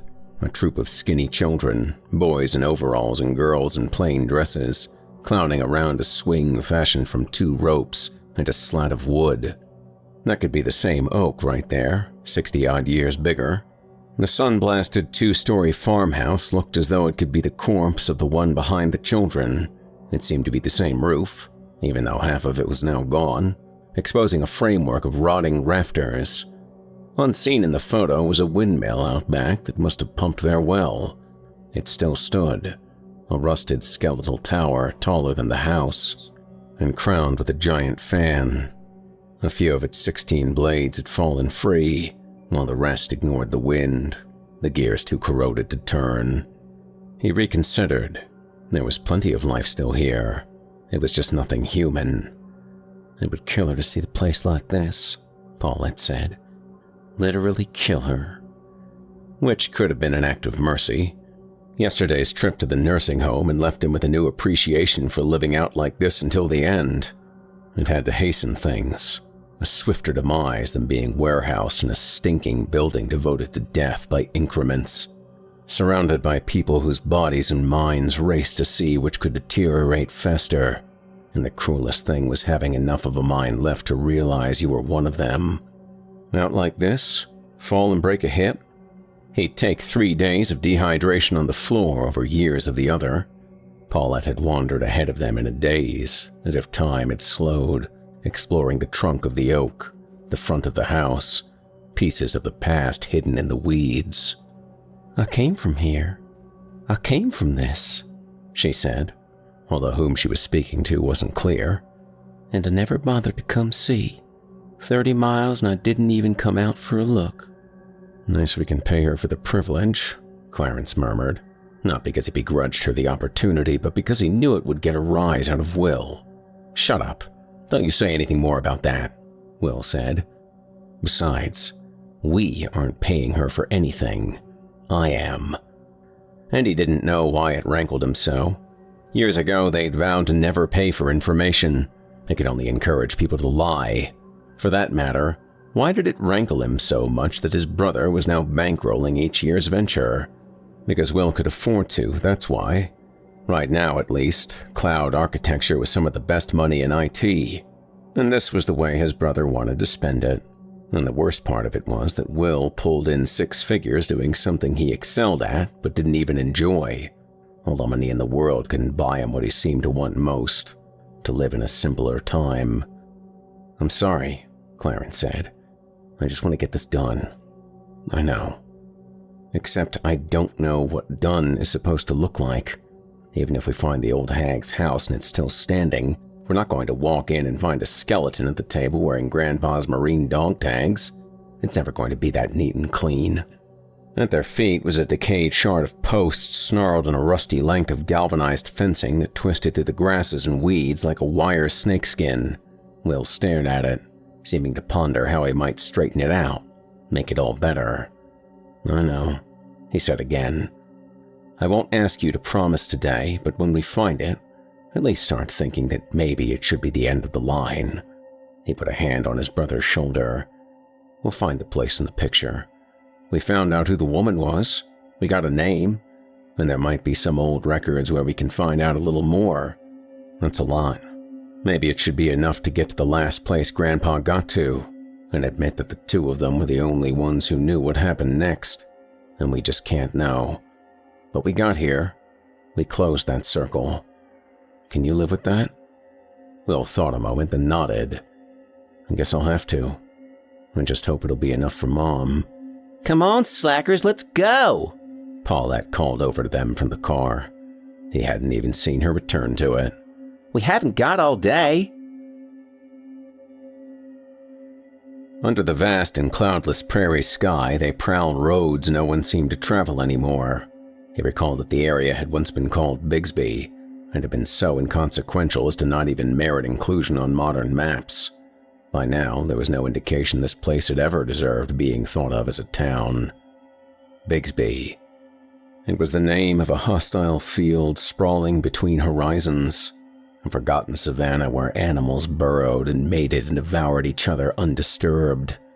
Paulette's map seemed not quite right. Maybe a casualty of faulty recollections. A curve in the road that shouldn't have been there, an expected crossroad that wasn't.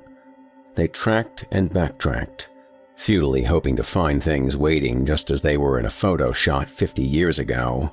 If only it could be as certain as spotting that inexplicable gauntlet of branches from Will Sr.'s last photo. Even Nana Ingrid, who remembered it firsthand, hadn't had an explanation for that. "She kept it in good repair, whatever it was for," Ingrid said from her wheelchair. "We used to call it her cattle chute, even though she didn't raise no cattle." They stopped to explore a series of ruined farmhouses that seemed like possible candidates, each a little different from the others, all sagging roofs and disintegrating walls, collapsed chimneys and wood eaten to sponges and splinters by the onslaught of the seasons. "Even if she did, you wouldn't want to bring the cattle straight to your door." They found sofas reduced to shapeless masses erupting with rusty springs and boxy old televisions whose tubes had shattered, and it was these cast-offs that made him think, no, none of these were the place. Because as old and neglected as these features were, they were still too modern. "What about there?" Will said, back on the hunt and pointing at the spot they'd passed twice already. It was the gentle slope of the land that first made Clarence suspect they'd found it at last. The place was farther off the road than anywhere else they'd tried, and if these were the same trees in the background of Willard's photo, then they were willows with another 50 years of growth behind them, nearly sweeping the ground now to screen the house from sight from the road. House. What they found was a slumping hovel. A single-story dwelling made of durable stone and vulnerable timber. It seemed far older than the other ruins they'd inspected, something a pioneer might have built as a first outpost for taming a wild frontier. Behind the willows that bowed and bobbed in the wind, it sat in the midst of an immense stillness, pregnant with the whispers of rustling leaves and insects, whose churring in the weeds sounded as sharp as a drill. It felt right. This was the place. It felt right because something about it felt deeply wrong. This was a place poisoned by time. And now that they knew, young Will went back to the car, parked along the side of the road to retrieve Will Sr.'s heirloom camera. The vintage Leica still worked. They'd been built to last decades, to survive wars. He brought it with him every year, but until this moment, Clarence had always assumed it was some sort of totem, the only physical connection he could have to the man whose name he'd been born to carry. He never mentioned an intention to actually use it. His brother stationed himself down below, camera at his eye as he framed up the incline, until he was satisfied he found the vantage point from which Willard had shot his final photo. He then pointed at a spot on the ground that had once been stripped by a ladder of shadows. "Stand there," he told Paulette. "What for?" She didn't sound happy about it. "For scale." She complied, but seemed to find the act physically repugnant, as if Daisy had left behind contaminants that would infect anyone who stood where she had. Good luck. If she'd lived here as long as legend suggested, there couldn't be a square inch of earth her gnarled feet hadn't cursed. Clarence was more captivated by the thought of where Will Sr. had hidden away, probably the night before, to make his recording. He'd gotten close, perhaps within 20 yards. There was a hint of distance in the sound, but not much. For comparison, they had the voice of Willard himself, the dialogue they never played for anyone else. He pondered the ground he stood on. From here. Maybe the old man had hunkered low and listened to what he should never have heard, and sealed his fate from right here. They moved on, toward the remains of the house, finally ready to touch it. It was a shelter no longer, the outside world having invaded long ago. Through the glassless windows and crumbling walls, the entrances whose doors had fallen off their hinges. Where the roof had drooped inward, it was open to the sun and moon alike. Weeds grew in every crack, and generations of predators had denned in the corners to gnaw the bones of their prey. Yet, even in its disintegration, traces of the life once lived here lingered. A chipped mug, a blue enamel coffee percolator, a salvageable spindle-backed chair, and the table it accompanied. A row of large cans, rusted almost to lace, remained on a cupboard shelf. In an alcove that might have been a closet sat a battered washtub, whose accumulated filth couldn't quite hide the suggestion of ancient stains. Gut bucket. The word came to him before he knew why, then he remembered it from his own digging into Willard's obsessions. As a folk term for a cheap, upright base made from a washtub. He kept coming back to that improbable row of cans. Did she ever die? That anyone knew of? Clarence asked. "You got me," Paulette said. "If she did, Nana never heard about it." Wouldn't it have been news if she had? He squatted in front of a block of iron, half hidden by weeds and tumbled rafters, and realized it was a wood-fired stove. She kept to herself. Okay. But one day someone's going to realize nobody's seen her out for a year. Somebody's going to check eventually. They wouldn't let her rot in here forever. Maybe they just walked away, Will said. To go where? Where do you go from here? You have to ask her, Paulette said, quieter now. Maybe that's why Nana was always looking for her on the road. They made their way around back, where the land rolled away into fields of nothing. A minute's walk in one direction led to a heap of fungus-eaten wood, the collapsed shell of an outhouse. It made his stomach roll to speculate what might turn up if they started scraping the dried-out layers down to the trench. A minute's walk in another direction led to her well, the bucket and rope gone, but the mortared stone wall around it remained intact. It was too dark down the well's gullet to see. He pried a rock from the grassy soil and lobbed it in, and seconds later, heard a splat of the thickest mud. How stupid a way we didn't even bring a flashlight, he said. But there would be nothing to see, would there? No cunning frontier dweller would poison her own well with a corpse. This was someone, something, resourceful enough to make a Chevrolet vanish, so surely she had better options for her dead. And it occurred to him that while he still thought of her as female, at some point, he had ceased thinking of her as a woman. "Clarence, get over here." He hadn't realized that Will and Paulette had drifted back to the house, where they both stood, peering at the foundation. Throughout his life, he must have listened to the full recording 1,000 times. It begins with the sound of clunks and fumbling, and spread atop the creamy hiss of tape is an ambience of crickets and tree frogs. If fireflies could make a sound, he imagined it would have captured them too. There we go. Missed it, shoot. Not used to doing this in the dark.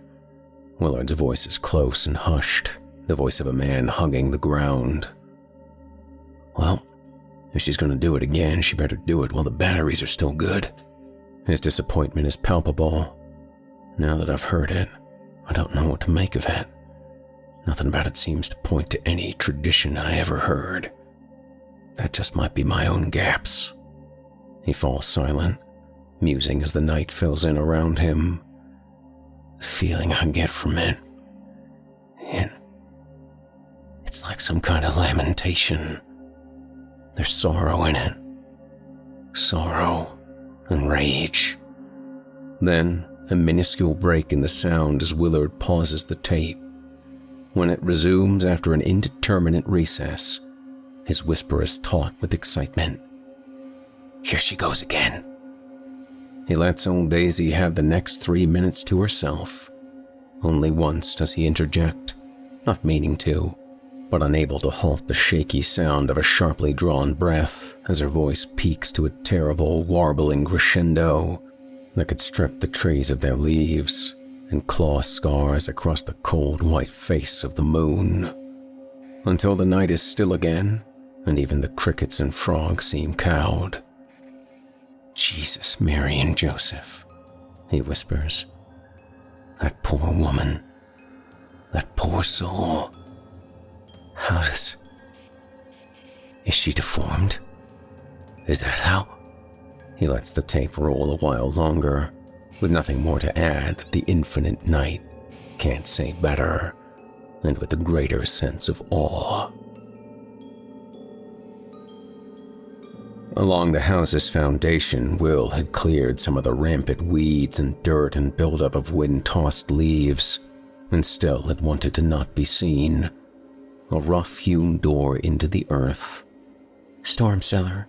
Where we're standing right now is smack dab center in the middle of Tornado Alley, Paulette said. You ever see The Wizard of Oz? It's not like that. They cleared away more, untangling the weeds from a heavy chain that held the entrance closed, lashed across the door in a sideways V whose point was threaded through a chunky lock the size of his fist. Rusted, but still sound. Even if they found a key, he doubted it would turn. The chain's ends were anchored into the door's hinge plates, and here was the weak spot. The wood along the edges had rotted enough that they were able to tug on the chain to rip up the hinge plates, bolts and all. They heaved the door open, opposite the way it was meant to swing, and the storm cellar exhaled a musty sigh of roots and earth, like the smell of a waiting grave. Watch those steps, Will warned him. They may not be any sturdier. But they held, a dozen of them sloping down to the floor of dry, hard-packed earth, and walls so coarsely cut they looked like adobe. With the door open, enough light spilled down inside for them to see.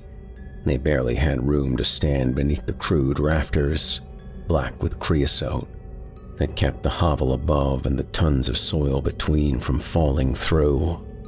He wished it had all failed long ago. He wished they'd never found this place. Jesus, Mary, and Joseph, his brother whispered. One trepidatious step at a time, Will moved to where it dwelled along one wall. Did it sit? Or did it stand? And when he was close, began to reach. Maybe you ought not touch it, Paulette said. He stilled his hand. Why not? Because I wouldn't. Again, why not? Maybe I've just got more sense than that.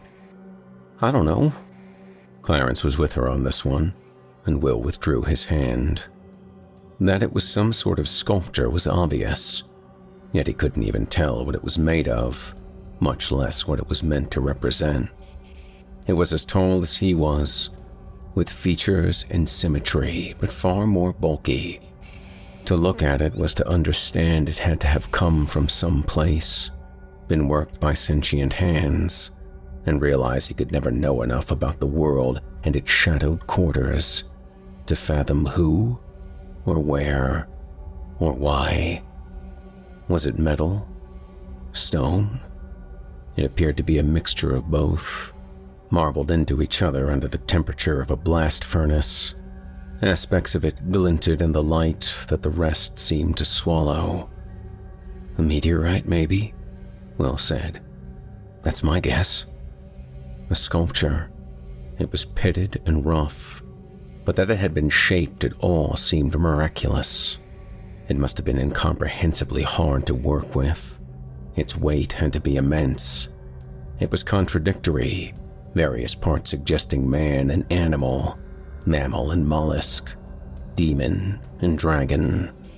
A creature fit to dominate anywhere, be it ocean, land, or sky.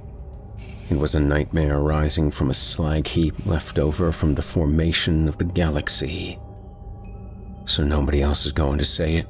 Will asked. Okay. I don't think we're in Kansas anymore. But Kansas had ceased to be any suitable reference point here. For no reason he could defend, Clarence knew beyond a doubt that this grotesque effigy predated even the idea of Kansas. It predated the nation, maybe the continent, the mountains to the west and the great bisecting river to the east. For all he knew, it came from an epoch when the Earth's land was one mass, a single crucible of primal forces, surrounded by one titanic sea. The globe like a turbulent eye staring back at the affront of creation. Then how had it come to be here and now? Perhaps it was as simple as waiting out the eons, impervious to time, until it was unearthed in some field. He sensed it all in the presence of this thing. The thoughts were in his head, as if it had forced them. He couldn't have been the first. We should leave, he whispered. Guys, check it out. Paulette was pointing at the rafters. With their eyes better accustomed to the shadows, they were ready to see what hid in plain sight when the statue was all they were prepared to notice.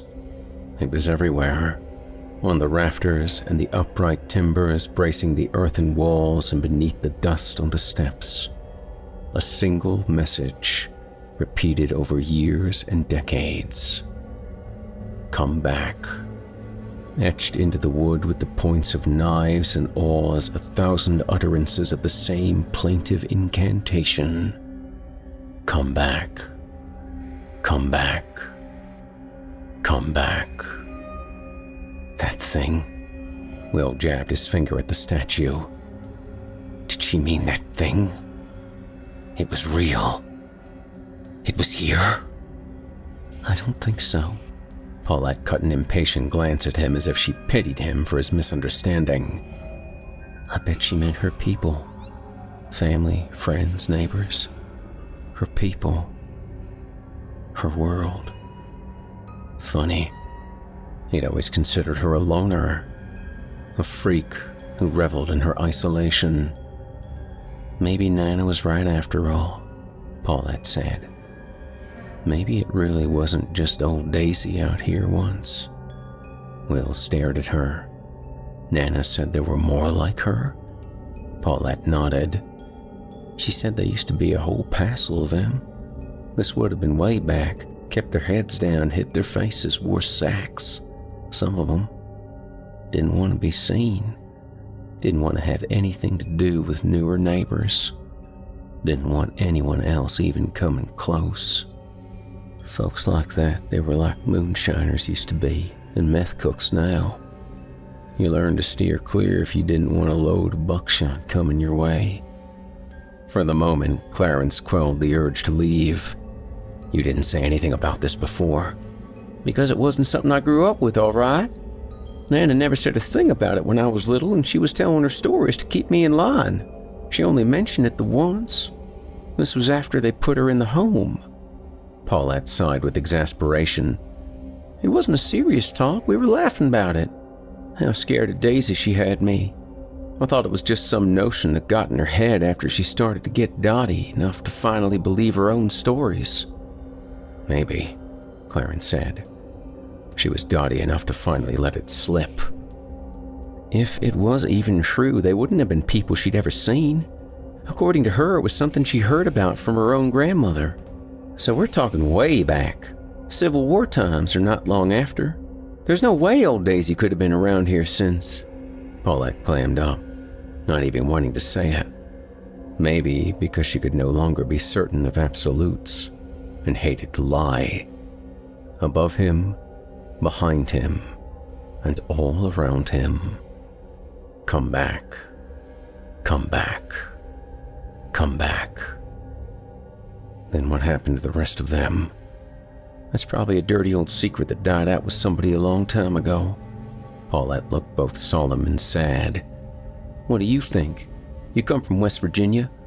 If I've heard stories about what used to happen in your mountains there, then I know for sure you must have. There was that.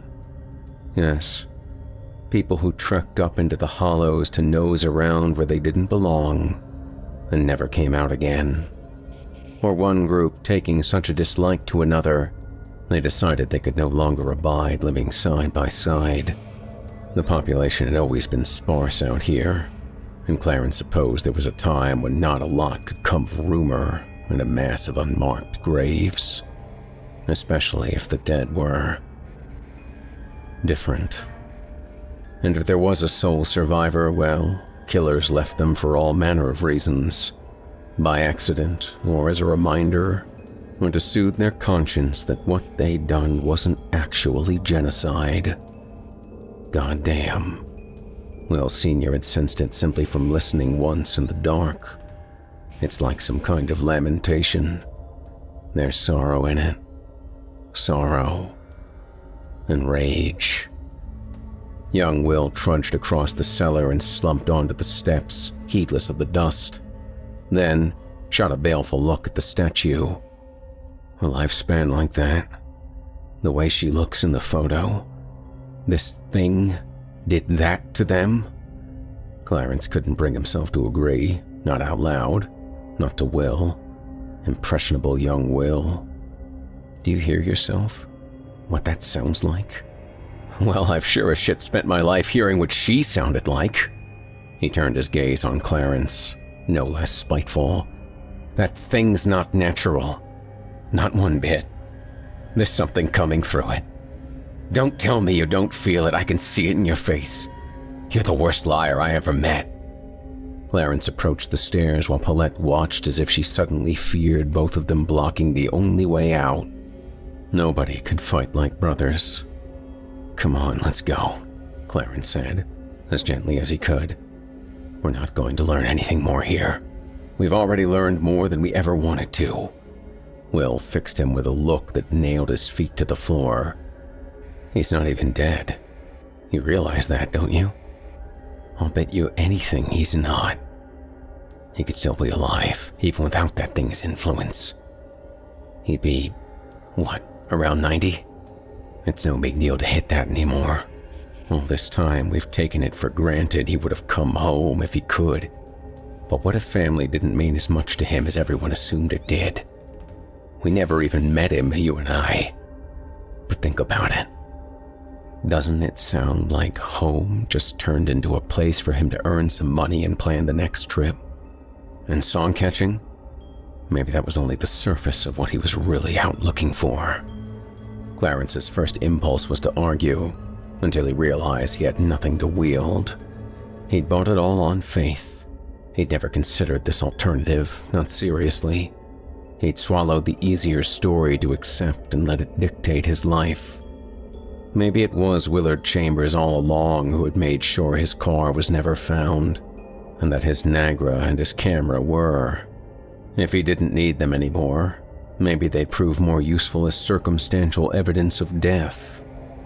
He loved Mom, Clarence whispered. He loved Grandma, he loved Aunt Jane and Uncle Terry, he did. And then he found something that meant more. Will stood up finally as around them the storm cellar grew thick with the weight of eons. I was named for a deserter. Mom hung that on me. His face curled with the disgust of betrayal and a life of self-told lies. He may have done his duty in war, but back home, he was a deserter. Will nodded, confirming it to himself. But there's a side of me that can't totally blame him for it. When he looked at the statue again, his anger was all but dissipated. It must have been worth it. He shouldered past, and when Clarence hooked a hand around his arm, Will whirled. Next thing Clarence knew, he was sprawling across the hard-packed earth with a dull, throbbing ache in his chest, as somewhere, out in the blur, Pauletta gave a startled cry of warning that plunged into sorrow. When his vision cleared, he saw Will gripping the statue with splayed hands, tense as a cable, but motionless, until his head tipped slowly, ecstatically back, and he made a reedy sound that seemed to come from a much older man. His bladder let go in a spreading dark stain. Though sunk in the earth and surrounded by walls, the statue had brought its own climate. Clarence felt it deeper than skin, a gust of particles and waves, the solar wind from a black sun. Outside was August, but down here was a numbing gust of absolute zero, the point where every molecule froze, everything but thought, and the invitation beckoned. Come, join with it. Step outside the boundaries of time. It only burns for a little while. His instinct still was to intercede, the way he'd always done. It was what big brothers did, pulling their little brothers out of traffic when they stepped off the curb, and out of the deeper water when they fell in over their head. Maybe he could do it without harm, and Will was not yet a conduit for whatever was coming through the timeless chunk of shrapnel from the cataclysm that birthed the worst among gods. And maybe he couldn't, but it had always been expected of him to try. Then Paulette was at his side, clutching his wrist, levering his arm down again. He'd never have dreamed he could let her do it so easily. He knew she was going to join Will before she seemed to realize it herself. As their eyes met, and from a place beyond words, she urged him to let his brother go. He saw the conflict play itself out, then the resolution that she preferred the vast unknown to a Walmart life she didn't want to go back to, as long as she didn't have to do it alone.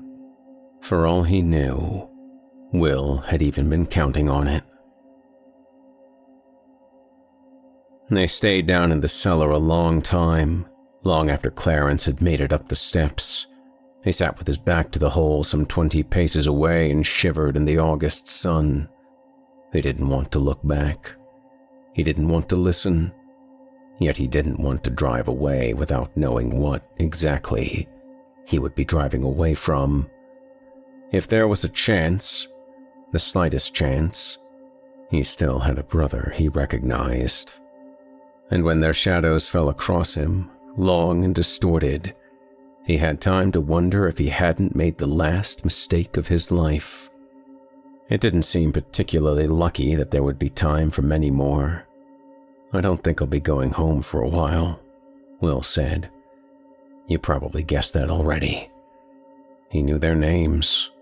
Will, Paulette. He knew their faces. He knew their clothes and the sound of their voices and the smell of them after a long, hot day. He just didn't know who they were. To see them now was like looking with one eye off-center. The halves of the image didn't quite line up. What am I supposed to tell Mom? He asked. You can tell her whatever it takes.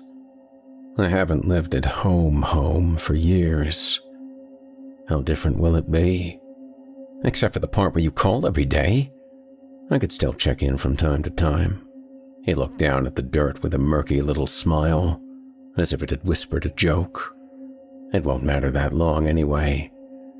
This from a son who could barely be coaxed into admitting his mother had 2 years at best to live. Then Will held out the camera, the well-traveled Leica that had led them here, full circle, after half a century. Its last shot from earlier, around front. Clarence didn't know if he could even bring himself to get it developed, until Will took him by surprise so he would have no choice. Go on, shoot one more. Both of us, he said. Show Mom I'm okay. Show her that we're happy. Clarence steadied himself and shot it, the camera alien in his hand, like someone else's heart. It passed to him, but it wasn't his. It would never be his. Beyond them, these imposters in familiar skins, the hovel sat as it always had, slumping into itself year by year, as patient as decay, where the land stretched empty for miles. Here, Clarence said. You're staying here. To Paulette, nothing seemed more natural. It's got everything we need. And that was that. They turned their backs on him, returning to the cellar, and the last he saw of young Will was his arm, reaching up from below to swing the rotting wooden door closed again. As Clarence remembered the other day, not without shame, telling Will that he and Paulette didn't match. They would. One day they would. On the drive back to the motel, solitary and endless, the pain was worse than if a piece of him had been amputated and burned before his eyes. He passed the same dead barns and farmhouse ruins, but saw them differently now. Had that really been him, last week, talking of breaking one down for the wood? It was inconceivable now. No telling what such a place might hold. They only looked dead from the road. Maybe she just walked away. To go where? Where do you go from here? She had her pick, didn't she? There were so many, all waiting like carcasses for the flies to come and settle and breed. His eyes started to play tricks, imagining he caught a glimpse of her in this one, that one, and the next, peering out at him from between fungus-eaten boards. Then, there were worse tricks to come, as he divined it wasn't just her. No, Daisy had a companion, a man the likes of which they didn't make anymore, a changed man who wouldn't even know his own grandson if he watched him drive by, because there were so many more lasting things worth knowing. The phone call started 3 weeks later, but the first came at nearly 4 o'clock in the morning, so Clarence missed it, and it went to voicemail. I was right. He's out here, somewhere. I can feel him. I can feel him passing by in the night. It's happened twice, sure as God made little green apples. But I don't think he wants to be found. Maybe it's because I'm not worthy of finding him yet. You think so? Hello? Are you there? After that, Clarence got a new phone for everyday use and let the earlier one go straight to voicemail, permanently. He wanted the connection. He just couldn't hold up his side of the conversation anymore. Not with what Will had to say now. If you were dreaming the dreams of a mountain under the sea, how could you tell anyone what they were so it would all make sense? That's what this is like. He went to Boston, where he shut down as much of Will's life as he could and took over the phone bill so the conduit would remain open. How Will was keeping a charge in the phone was anyone's guess. We're getting closer. I can feel him. He is a mighty thing. I wonder if he'll be proud or angry. Paulette says hello. I think that's what she meant. The months passed and the calls came in when they came. Infrequent and random. No pattern to it, other than the way every time he thought Will had finally stopped. Surely, by now he'd stopped.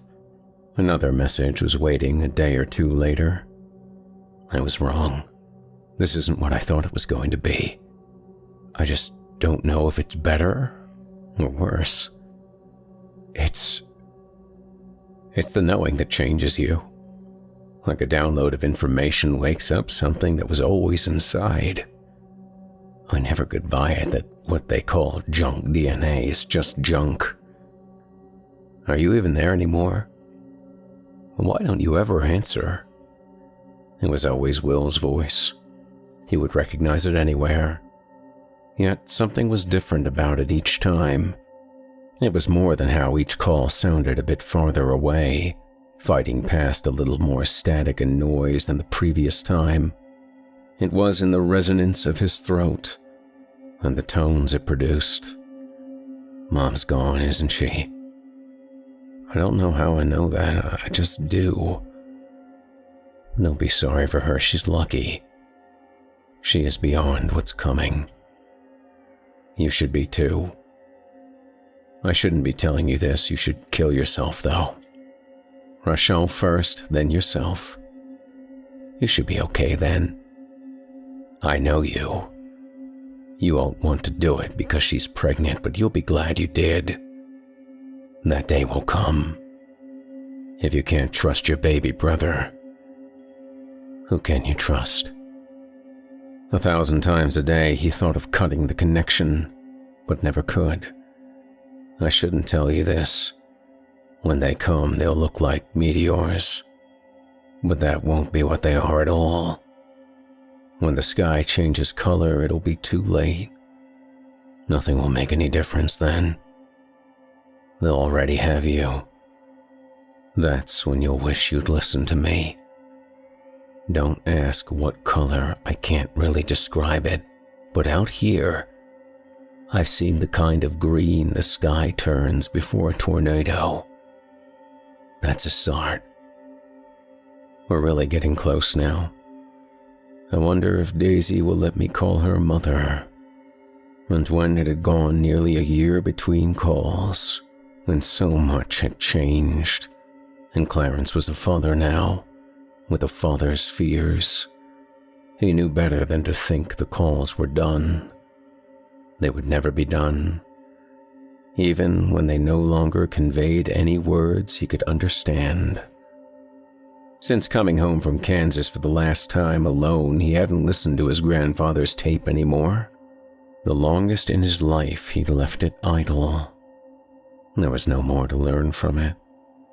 He would rather forget. But there was no forgetting such a song. He knew it still. The moment he heard it begin, coming through miles and static and time, he would always know it. Yet now there was a difference.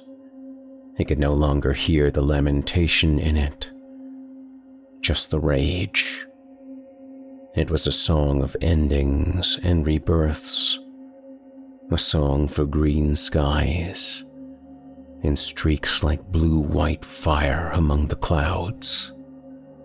A song he would never be fit to join and sing. And finally, it was coming from more than one throat.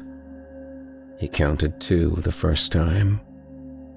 He counted 4 the next. In the end, he counted a choir of multitudes.